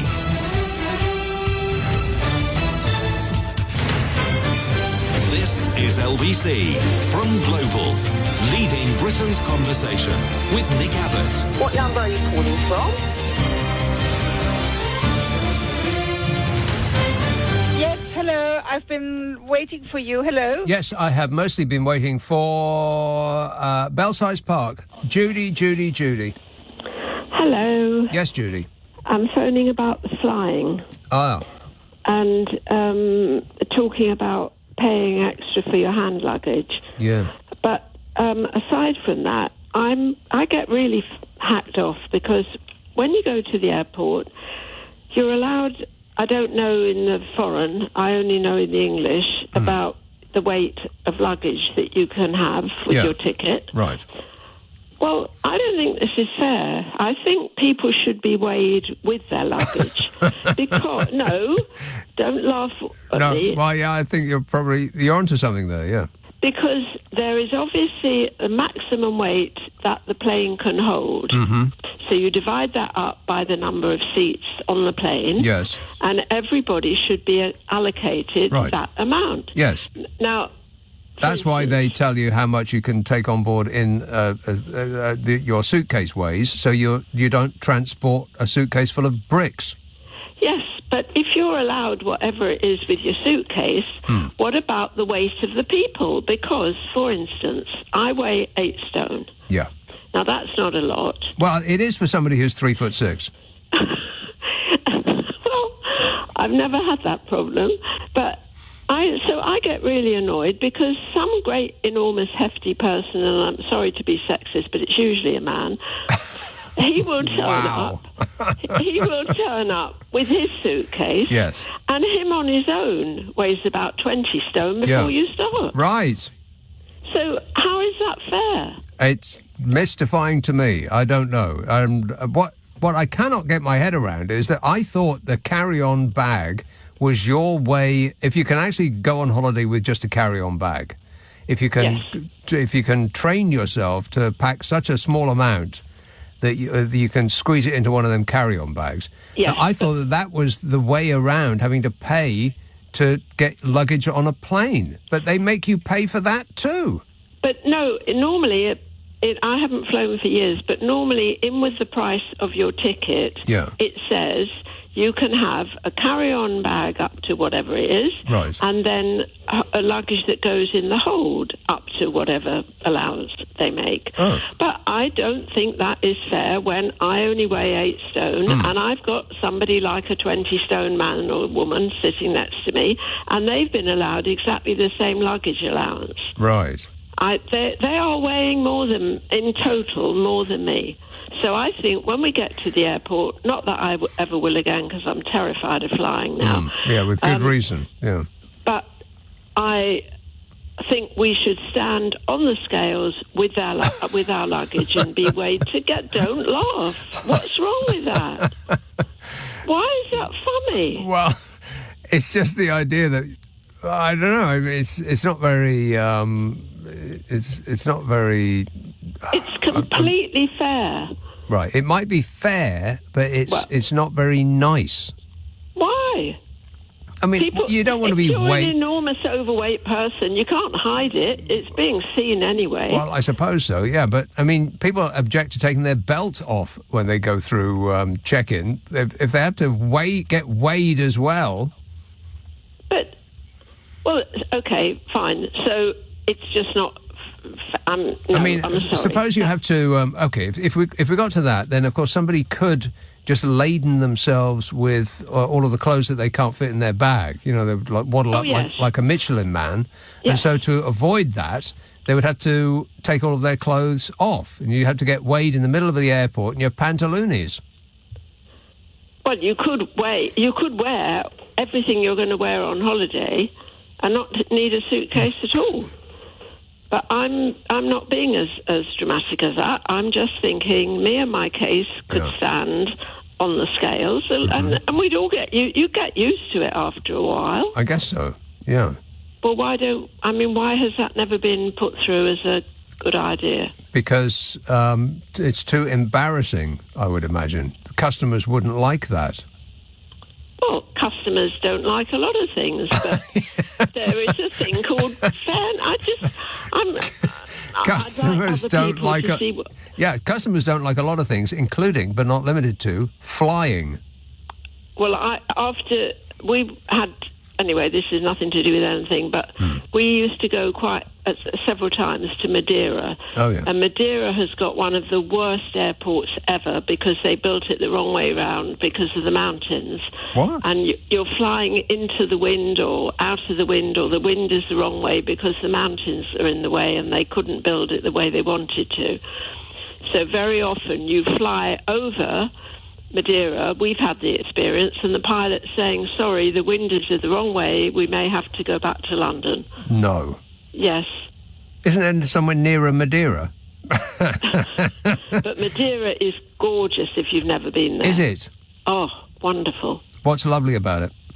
Everything. The people, the scenery, the food, the walks, just everything. Wow. You had me at scenery, people, food, walks. It's gorgeous. Everything is beautiful there. Madeira. Did you go to the Chelsea Physic Garden? No. Oh, okay. But I'm strongly thinking of going to Madeira. I have no idea where it is, but as long as the pilot knows, that's all that matters. I think it's kind of somewhere off Spain or somewhere. No, I had an argument with my husband the other day about where it actually is. But it's you used to go there on a regular basis, and you don't know where it is? Well, it's sort of sideways on. Oh my God! I think it's Spain. I'm not quite sure.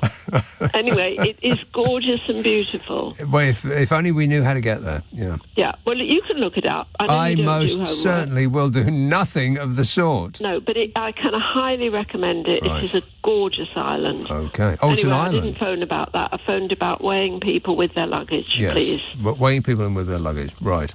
I'm pretty sure that that's not going to happen, but you're probably right that it should. Good, thank you. But what about the people who, through no fault of their own, just are, a little heavier? But I'm not insulting them or anything. A little bit. I'm just saying there is a fixed amount that a plane can carry. Yeah. Just divide it fairly amongst everybody on the plane. But what about if people are tall? Because tall people will ordinarily weigh more than short people. Yeah, but it's nothing. It's the total. Yes. But it seems like, okay,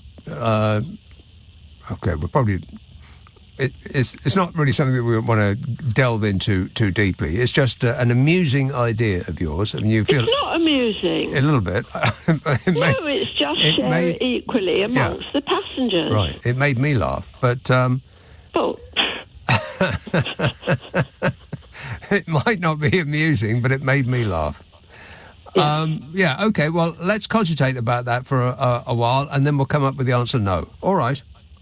Okay. Thanks, Judy. Another satisfied customer. 0345 6060 973. This text says, hi, Nick. Airlines often charge a fee if you want to pick where you want to sit in the aircraft, typically £12 to £20 each way. What? Why? I mean, how bad... It's not like you're watching a concert. You don't have to be up the front. What difference does it make where you sit? I mean, if you're talking about two people who are going together who want to sit next to each other, then I sort of understand that. But, I mean, really, how clingy can you be that you can't be separated by a couple of feet for a couple of hours? But they charge you 20 quid so you can sit in a part of the aircraft of your choosing. Well, what difference does it make? I mean, okay, if you sit right at the... Well, I was going to say, if you sit right at the very back, then the food trolley probably won't reach you fully laden. But the food trolley might start at the back. You just don't know. Or there might not be a food trolley. And whatever's on it is almost certainly going to be an extra. In fact, it probably costs you just to think about the food on the food trolley. This text says, I always watch politics on TV and my daughter calls Trump the Shrek guy. And apparently Putin is Doobie the house elf. No, Dobby, not Doobie. Want to score some pot? That's something else. Dobby the house elf. Oh, my God, he really does look like Dobby the house elf. And Starmer is a robot. Correct. And a 6-year-old, ask a 6-year-old and you'll get a right-on answer. Trump is the Shrek guy. Rootin' Tootin' is Dobby the house elf. And Starmer is a robot. Maybe your 6-year-old daughter would like to run the country. Can she start first thing Monday morning? Let's have Tooting. Jan. Yes, hi, good morning. Yes, Nick. Hi. Jan. Yeah, I've got a couple of points to make, and Right. I'll lead into it, but it's I mean, I don't know what you think. I think you might feel like the people out there who are saying that Britain must stay out of this potential insane war. Yes. You know, with that Trump might be Insane in the membrane, insane in the brain. rock and roll. Yeah. Because I mean, and then it's just the headlines, and I come to one of my inspiring things about this ESA.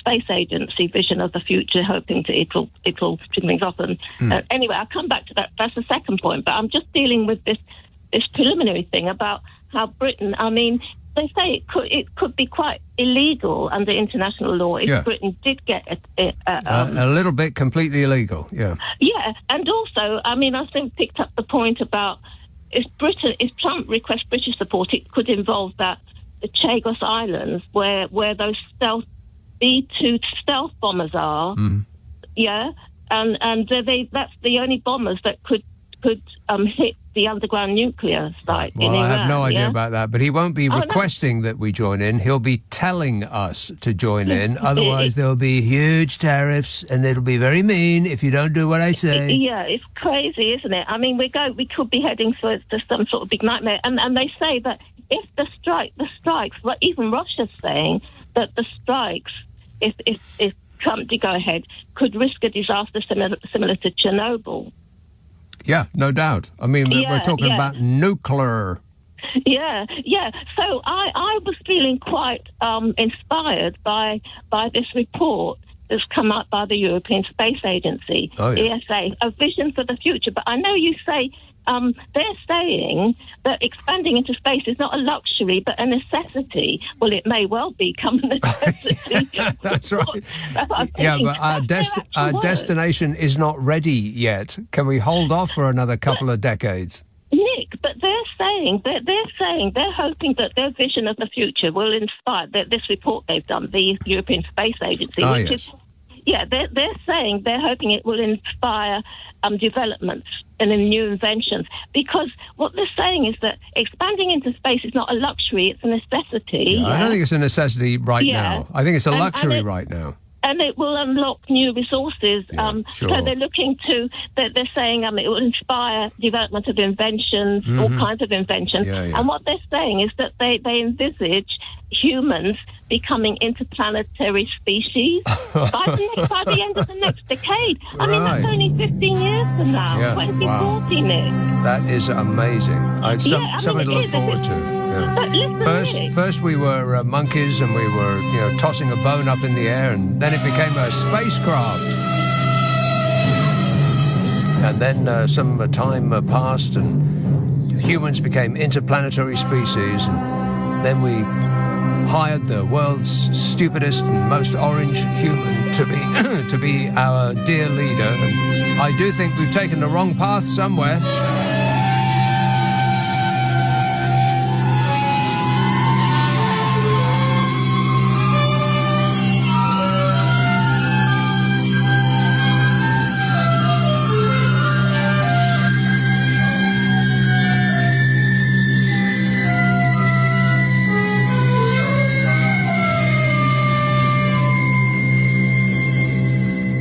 Still, it is a beautiful tune. Nick Abbot on LBC. Call 0345 6060 973.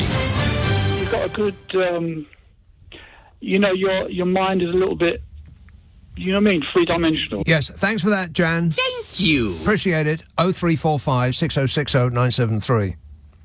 This text says, Nick, I saw the North Korean video you mentioned. I'm guessing what was dubbed bore no relation to what the newsreader was actually saying. It was very funny nonetheless. Yeah, certainly was. I don't speak Korean, North or otherwise, but it looked like that's what she was saying to me. This this gormless chump was sitting between a drunk guy off the telly and the world's most expensive hooker. That's what they said. Kirsty in Fleet says, good evening, sir. It's the 50th anniversary of the brilliant film Jaws opening in cinemas. I am a member of the Amity Jaws group on Facebook, and we cannot say enough good words about the brilliant direction, the brilliant score, and the brilliant story. Get everyone to watch it again and see how good it is. It really is good. And what an effect it had. I mean, who wanted to go into the sea after seeing Jaws back in 75, I suppose? I don't want to get in the sea now. And one of the most scary things I've ever seen in the cinema, and you probably know the part that I'm talking about, and it's where they go down into the boat, and the boat's got a hole in the side of it, and then... Warning! Spoiler alert. I won't tell you, in case you haven't seen it. There's always people who haven't seen it. There's always people who haven't seen The Shining. There's always people who haven't seen Apocalypse Now, and there's always people who haven't heard Dark Side of the Moon. Rock and roll! Just because you've heard them and seen them loads doesn't mean to say that everybody has. Always, there's always something new under the sun. San Francisco. Hello, Dave. Actually, New York. From Hello, Hot and Humid New York. How are you, yes. Great, mate. You know, it's this whole thing with Iran and Iraq. I'm just going to say the reason for the whole 2-week thing, and James O'Brien. You met James O'Brien. James O'Brien did this amazing supercut clip of every time Trump has said in about 2 weeks. Yeah. And it went on for like 20 minutes. It was amazing. But Trump he's desperate to not attack Iran because this is all about the Nobel Prize. This is all about Obama envy. It is. It's about wanting to beat Barack Obama. Yeah. Because Obama got the Nobel Prize and he hasn't. Today on the tarmac, when he landed on his way to Dingalingo to go play golf, he Dingalingo. He said he should have been awarded 4 or 5 Nobel Prizes by now. This is what he said. The man is obsessed with beating Barack Obama because he never will. And if we believe Stormy Daniels, he's inferior to Obama in every respect, but we won't go there. Right. But it's all about Obama envy. That's where this is. And his base, the Dalings, as you rightly call them, are really thoughts and prayers for them because they're really sort of torn. Do they embrace their normal, we hate the brown Muslims line, or do they embrace their innate anti-Semitism where they marched with tiki torches? They don't know who to hate in this war. Well, that's right, and they elected Donald Trump on the promise that he wasn't going to get America involved in any other foreign wars, and he was going to be the peace president. And they loved the sound of that, America first. But America first is not having another war in the Middle East that they can't win. There's so many clips of him bashing George W. Bush for Iraq and Afghanistan, and bashing Biden over the pull out of Afghanistan. And we live in a digital age, and, you can't say anything without someone, pulling it out and saying, but you said this. So it is going to be an interesting 2 weeks. It's going to be a very interesting 2 weeks. And I have one more Trump nickname for you, and that is there was a chain of kind of fast food places in U.S. shopping malls in the 70s and 80s called Orange Julius, and they had like this fake, very orange-colored liquid that's very sweet. And I've always referred to Trump as the Orange Julius. Right, that doesn't work here because we never heard of that shop. But good effort, Dave. Keep thinking. Thanks a lot, mate. Yeah, George W. Bush.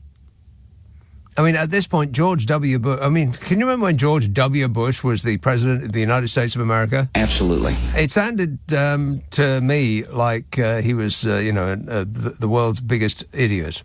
Now he looks like a world statesman compared with what we got going on at the moment. Incredible. You wouldn't have thought that the bar could go any lower, but at this point, it's actually touching the ground. Lynn says, I wonder if robots will be doing hip and knee replacements in the future, or even drive-through replacements. Well, robots are doing at least knee replacements at the moment. I mean, they're certainly helping surgeons do knee replacements. I know that for a fact. Well, they're not doing it independent of a doctor, but a doctor is certainly using a robot for that purpose, because the knee, not that I really want to think about it very much, but the knee joint is is a difficult thing to get right, which is one of the reasons why the artificial knees wear out so much, because they're not quite straight. And I think with robots they can get them a better fit. But, what do I know? It's not like I'm a doctor or anything. I'm not a doctor. I know nothing. I know nothing. All I know is what's on the internet. What do I know about it? All I know is what's on the internet. Yeah. Amy says, we're still talking about taping programs sometimes. Only recently stopped recording them on them after they all got too worn out. We've even got the King's coronation on VHS because we forgot that disc exists. We forgot that discs exist. VHS? Are you kidding? Step into the 1980s, Amy. You never know, you might like it. Let's see. Leicester. Hello, Mark. Oh, hi, Nick. Mark. How you doing? Good, thanks. I've got an answer to the Stevie Wonder Iraq-Iran thing. Yeah. It's don't you worry about a thing. Don't you worry about a thing. I think Innovisions. And don't you worry about the fact that you're about an hour and a half late, because we've cleared that one up already. Yeah. Oh, okay. Damn it. Oh, well. Okay, well, it brings me on to a wider theme of musical geniuses, because Brian Wilson died this week, sadly, and Paul McCartney turned 83. Sly Stallone died. Not Sly Stallone. Sly Stone. Yo. Yeah, not Sly Stallone. Sly Stone. Yeah. Yeah, another genius. I think that was the day before Brian Wilson. So, right. I just listened to Pet Sounds the other day. And, wow. Yeah. You know, there's a few of the greatest songs ever made on there, but the rest is a bit, I don't know, it's a bit sort of, it's a bit samey. It's samey, kind of whiny a bit. Yes. It's not because it used to be that radio stations would always do a top 10, or like music magazines like Rolling Stone or whatever used to do lists of what are the best albums ever made. Number one would always be Sgt. Pepper's Lonely Hearts Club Band, and I don't really have a problem with that, apart from that George Harrison track, which just was kind of like a drone. Oh, With Him Without You, is it? Yeah. And Pet Sounds would always be number two, and I think people are just saying that because they revere the production, but I just don't think that they've got enough really great songs. Of the song, yeah, it's more about the production than the songs, maybe. Although God Only Knows and Caroline No, a couple of the others are just like amazing, amazing. Yes, I'm going to say something controversial here. Yeah, I listened to the White album as well just yesterday, and that is a terrible album. Really? I said it. That's right. It is awful. It's like Pet Sounds. There's a couple of good songs. You might have made an okay single album, but they released a double album, and they just do not have the songs for that album. It's kind of amazing, because it was the one that followed Sgt. Pepper's, and I think at that point it seemed to me that they just got bored with it and they didn't want to do it anymore. And it was almost like they were doing almost stuff like on their own, really, weren't they? Yeah, it was almost like a contractual obligation album. Yeah, in fact, I wonder if it was, and I wonder if that was the reason why it was a double album, because they had to produce two albums, so they just thought, oh, to hell with it, let's just make it a double album, and then that'll be us done. I don't know whether that's the case or not, but maybe it's just not very good. I mean, there's a couple of great songs on there. But explain to me Revolution 9. Have you heard that? It goes on for over 7 minutes. It's just nonsense. No, I'm not a big fan of that. I'd say Revolver was probably more of a favourite. Revolver, Abbey Road, or any of the others. But the White Album is, and I kind of dismissed that in my youth. I must have just because if you're on the radio in the old days, you used to skip through each track and give it like 10 seconds and to see which one you wanted to play. And I must have gone through that album and thought, well, you know what, there's not really much on here. But I'd never sat there and listened to it all the way through. And I forced myself to do it and didn't like it. Yeah. But on the wider subject of Paul McCartney, does it irritate you as much as it irritates me when people say, oh, he can't sing anymore? Oh, and he's like 83. Yeah. He's still performing live. I know. And he's doing... that set at Glastonbury was absolutely epic. I know. And if anybody is still saying that, oh, he can't sing anymore... Just shut the hell up. He's Paul McCartney. All right, thanks a lot, Mark. Got to go. Cheers for that. Nick Abbott on LBC. Call 0345 6060 973. Now, wait a minute. I don't like that kind of talk. Now, just stop it. It upsets me. Yeah, here is a person doing talk from Wembley. What? Christoph. Oh, hi, Nick. Yes, Christoph. So, I just wanted to say something about Judy. I think she is in Belsize Park. I hope she's still listening. She had this idea about... I can hear an echo, but it's not from my radio. About... what was it? Oh, yes. People who are light should be allowed to take more luggage. People... Well, heavier luggage, You should be able to... it should be the case that you are charged per weight that you take onto the plane, including yourself. That's, I think, that's was not her really point. what she said. I think it is. Yeah. I she think didn't mention anything about... No, she didn't. Well, she didn't... Yeah, I don't think she mentioned anything about actually how much you would pay. I don't think she actually mentioned the money. Well, but why else? If I'm wrong... What do you mean, why else? Well, why else would you weigh... Hang on a minute. Why else would you weigh somebody with their luggage before they get on the plane if it isn't to charge them appropriately? Yeah, but she didn't mention charging. She absolutely did not why else would you do it, though? Well, I'm going to mention a problem with her idea, which Carry on.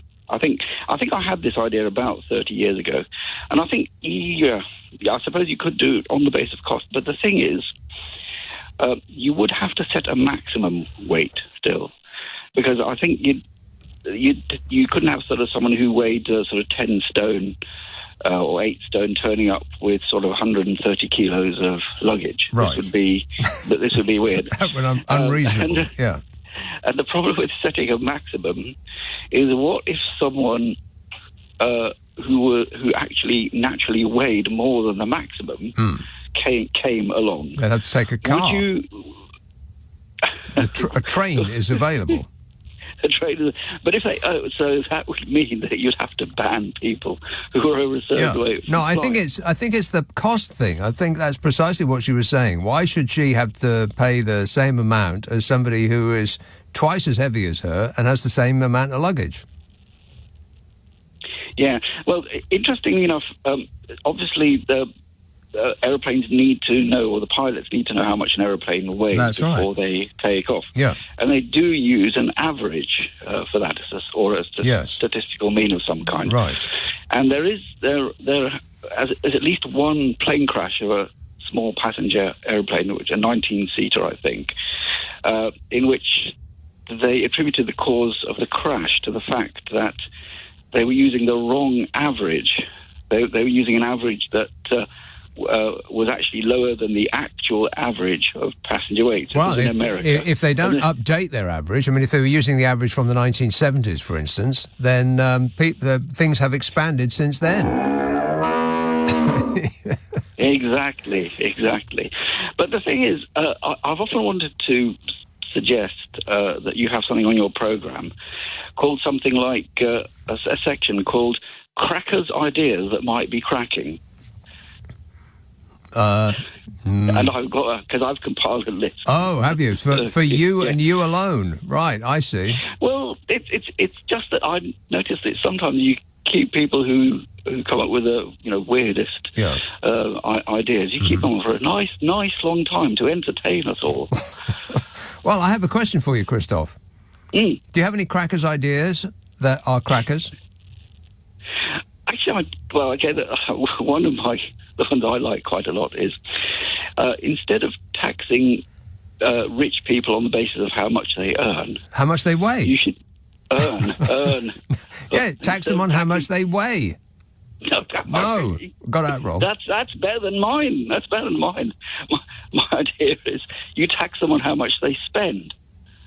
Well, they are taxed on how much they spend by dint of VAT being on everything. Well, VAT isn't really on everything, and it's fixed. So yes, you get one, but what I actually mean is that if someone like me would pay, say, £1.50 for a Tesco finest loaf of bread, right? You make someone maybe spend £15 on the same Tesco find, or £150 on the same Tesco loaf of bread.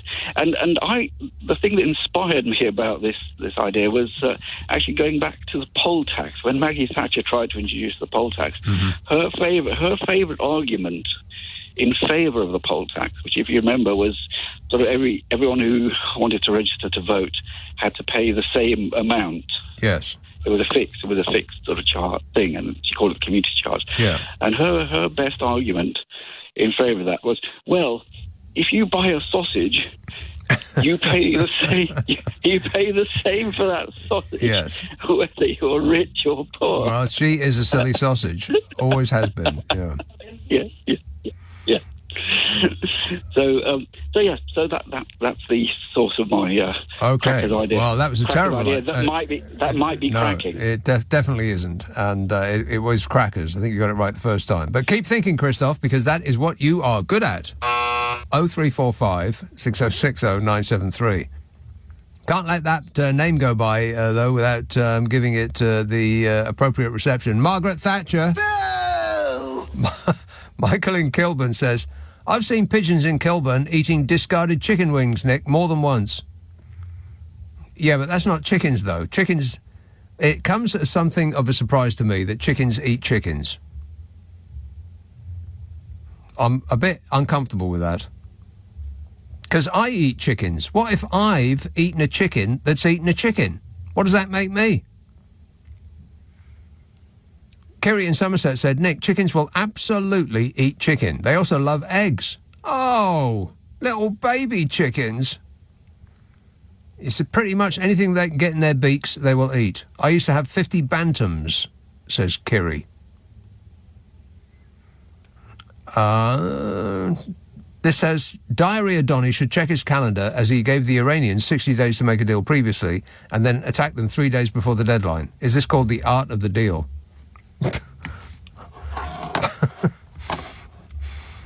Let's see. Raj, Manchester. Hello. Yes, sir. Hi, Nick. How you doing? You okay? Yeah, good, thanks. Good. I've got a couple of things for you. First of all, I was thinking, what if, this is to do with the flight thing, like, what if your body weight is more than the minimum it can be? I think you're already overweight and you can't take any luggage full stop. So what if what would you do there? I think that this is not my idea. If you tuned in late, it's got nothing to do with me. But I think the suggestion was that you should pay for the total weight of you and your luggage. I don't think you should make them leave something behind. What if they shed all of their luggage and they're still over? Exactly. People will be paying to get them on the flight, won't they? As in, they'd pay to get rid of their luggage so they can compensate for this person so they get the clothes back on. I mean, I guess it makes sense. If you're going to charge people extra for carrying extra weight in their luggage, then... Katie Hopkins was talking about this a few years back. Obviously, I'm not a fan of hers, but I remember her talking about this exact thing about overweight people having to pay more, or they should be paying more, but anyway, we digress. A couple of things, a couple of other things, if you don't mind. And I think in these 2 weeks, Trump is getting a crack commando team together so that they can go directly into Iran and destroy the facilities from the within. So he's got Sylvester Stallone ready. Yeah. Arnold Schwarzenegger, obviously. Uh-huh. Bruce Willis. Right. Mel Gibson. Oh, no, not No. Mel Gibson. No. So you've got them three ready, and obviously Trump will be managing it from the outside, and they're going to blow it up from the inside. Well, that sounds like a plan. I love it when a plan comes together. Yeah, exactly right, yeah. Okay, well, I'll look forward to seeing the pictures. Thanks a lot, Raj. Excellent work, that man. Bruce Willis is also unavailable. Chad texts, Nick, stop being funny. I'm listening to you with my son Eric, 9, who should be asleep. He keeps giggling about the tomahawk steak. Can you tell him to go to sleep? Hey, Eric, go to sleep. Chippenham, Karen. Hello. Karen. Hello, Nick. Karen. Hello, Nick. Please don't tell me off, especially for being seemingly politically incorrect. But the White Album, Yeah. Back in the USSR, I think that's a brilliant track. I can't help it. I really love it. Yes, And I love anyway, it too. But it doesn't make... one track doesn't make an album. It certainly doesn't make a double album. No, but it makes me listen to it, and I think that's pretty brilliant. Why should I listen to an album with 2 records on it when there's one track that really makes me listen to it? There's one or two others. George Harrison, is it Here Comes the Sun? I can't remember which one. Is that his one on there? I mean, there's the throwaway Ringo track, whichever one that is. I can't remember off the top of my head. An Octopus's Garden. Was it that one? I don't particularly like that one, but I really love the film Yesterday. It's brilliant, and I still haven't worked it all out, the sci-fi aspect of it. Which one is that? Yesterday, the... How many years back? Only a few years back. Yesterday. Oh, is that the one where he wakes up and no one's heard of the Beatles?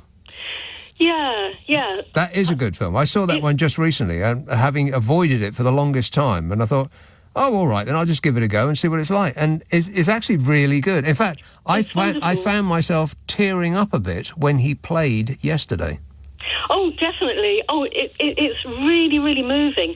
And right towards the end of the film, when John Lennon comes on and he survived into his 80s, and then he said, tell the girl you love her. Honestly, I get really choked up. It's a beautiful film. It's very good. And the back in the USSR, I don't want to be politically incorrect, but it brings everybody in the world in. There's so many people in Russia and so many countries across the world, and they can't help the government they've got. And, when you've got, musicians who can bring everybody together, it really is so heartwarming. And so, I get really fired up. I love the music anyway for Back in the USSR, and I really get fired up. But when you listen to the White Album and you come to the track Revolution 9, what happens? I'm familiar, but I've kind of forgotten it. So that shows, not everything's perfect. It's like they all took too much acid and then sat around in a studio making noises for 7 minutes. I think they lost their way every now and then. Yeah. but then they really came together with something brilliant, very frequently. Yeah. Like Let It Be and, all the rest. All of the rest, yeah. But no, I think I'm going to have to eject the White Album from my my list of things to listen to again. But all of the other albums, yes. But that one, no. They brought us all together, didn't they? Is that true? I think so.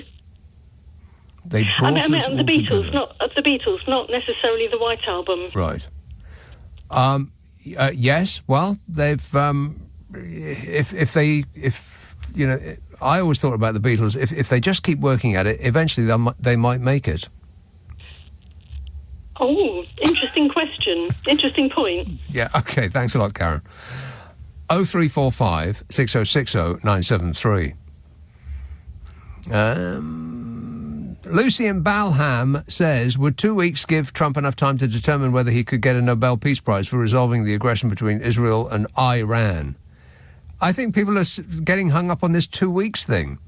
It's just something that Donald Trump says when he can't think of anything off the top of his head to a question that's been asked that has been asked of him by someone who's being very mean. Nasty question. It doesn't really pertain to anything. It's just him, bloviating on. It's just one of the things he says. Don't believe that he's actually thinking about anything for a 2 week period. He just doesn't have an answer in that moment because Presumably, whoever is really making the decisions hasn't told him what to say yet. I mean, you don't really think that he's running the country. You don't really think that he's coming up with all this stuff. When he does his big boy squiggle on the on what looks like a restaurant menu, and he holds it up for everybody to appreciate, that he managed to keep his signature on the page and didn't write on the desk. And and then the person behind him who handed him that thing will tell him what he just signed. Oh, really? That's very good. He hasn't any idea what's going on. He's permanently thinking about golf and how to get back at someone who he thinks has slighted him.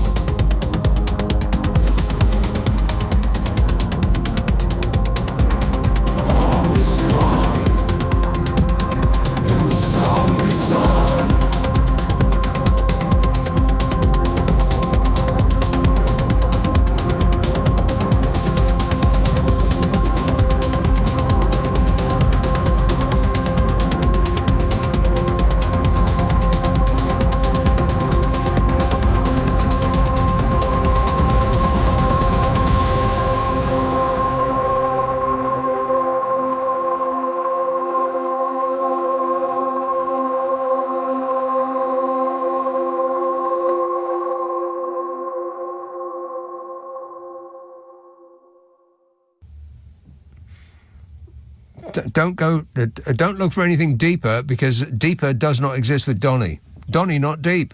Nick Abbott on LBC. Call 0345 6060 973. Come on, we're running late. We are running late. Let's have a call in Maidstone. Roma. Hi. Roma. I missed the name of the lady that rang about being weighed with your luggage on airplanes. Yes. In 1954, I believe it was, possibly 55, Herne Airport.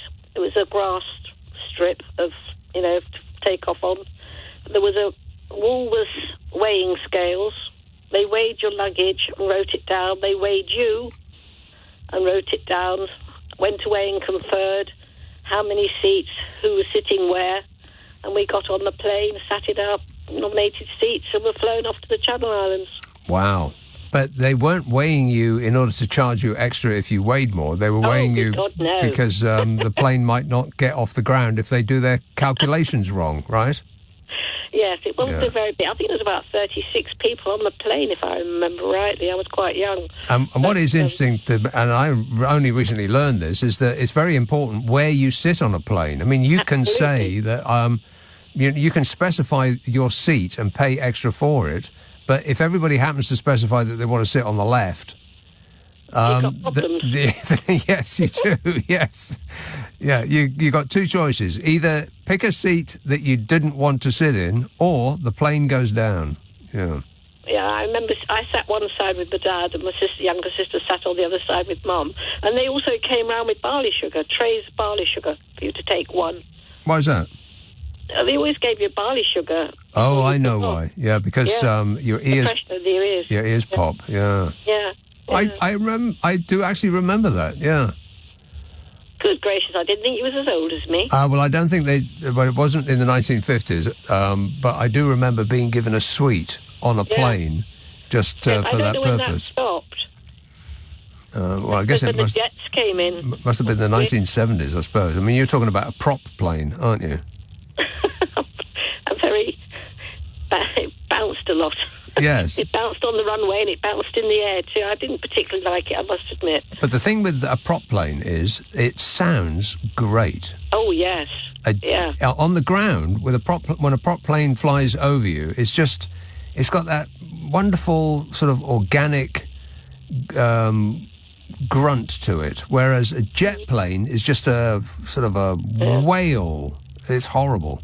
I lived at Elstree at the time, and they had a little airport down there, and you heard them quite a lot going over. I know. It's a delicious sort of warmth to the sound of a prop plane, isn't it? Much better than those planes of today. Yeah, screaming banshees they are, yeah. Yeah, but it's progress, isn't it? Yes, whether you like it or not. Yeah. You probably ought to tell Trump that. I will. I'll put it in... I'll pop it on a piece of paper and I'll put it in the post. I don't think he can read. Well, see, maybe a grown-up who is supervising can read it to him. And then he can colour it in afterwards. Thanks a lot, Roma. On that subject, Care in Aberdeen says, I think that Donald's makeup artist is having a laugh as well. And do they insist that he wears a baseball hat with a dress suit when doing a photo call with other world leaders? Is he too stupid to get it? That's remarkable, isn't it? Can you think of another world leader in history that has ever worn their campaigning slogan on, well, never mind about a hat, which is the most obvious item of clothing that any human can wear because it's right there where their face is, but wear their campaign slogan after they've won the election and continue doing it. Think of one other person in history that has ever done that. I double dare you. You can't do it. South Shields. Hello, Joanne. Oh, good evening, Nick. Joanne. Hi. Lots of your callers phone up and talk about animals. If it's Laura, sort of shoes for birds. And lots, yes. That's a thing. I mean, in case you didn't hear it, there was a person whose spare time was spent fashioning shoes for, what kind of a bird was it again? Like crows or something like that. Yeah. I could do with that. I've got a lame magpie in my garden. Yeah. Really? Yeah, and I also had a little sparrow that was lame, and I think it was sort of the runt of the nest, and it's been squashed or thrown out. Oh. And I've fed it every day, and it's fine now, but I want to talk about whales and snakes. But when you say you fed it every day, can it take flight? Or is it just sitting around on the ground? It used one of its wings like a little crutch, so it was a disabled bird. Blimey. Yeah, and I had a soft spot for it because it was obviously... I made sure it got food. Yeah. Yeah, but it touched your heart. It did, yeah. So did you nurse it back to health again, or is it not? Yeah, it's fine. It's fine and well. And one of them... I'm very relieved. This has a happy end, this story. Of course it does. But what I initially wanted to ring for before was, I was listening to a podcast through the week, and it was saying there's a brand new snake in the UK. It's not a politician. We have a new species of snake living in, where was it? Oh, do you know, I remembered before, but I've been watching TV. Team America's been on. Colwyn Bay, that's it. Colwyn Bay in Wales. Oh. You won't bump into them, though, on your little sort of jaunt there, though, Nick, because... Yeah. They either reside, listen to this, and the professor said, don't freak. Just be cool about it. I'm thinking of freaking. You will freak when you hear. Don't worry, because they just live in lofts and cavities in the wall. Oh, my God. Yeah, brand new. And don't ask me the name, I've forgotten it. But, yeah, I was just thinking of when Malcolm rang before, and your Welsh reporter, but haven't heard him tonight. Just thinking, yeah, well, he's probably been eaten by a snake that crawled out of the wall. I think it's pretty scary, don't you, Nick? Well, what kind of a snake is it? Oh, God. I think it was here in the Ice Age. Then it buggered off. What? Yeah. So it's been resting since the Ice Age, and it's now come back to life and is increasing in size by 100% every day. Yeah, like the alien monster.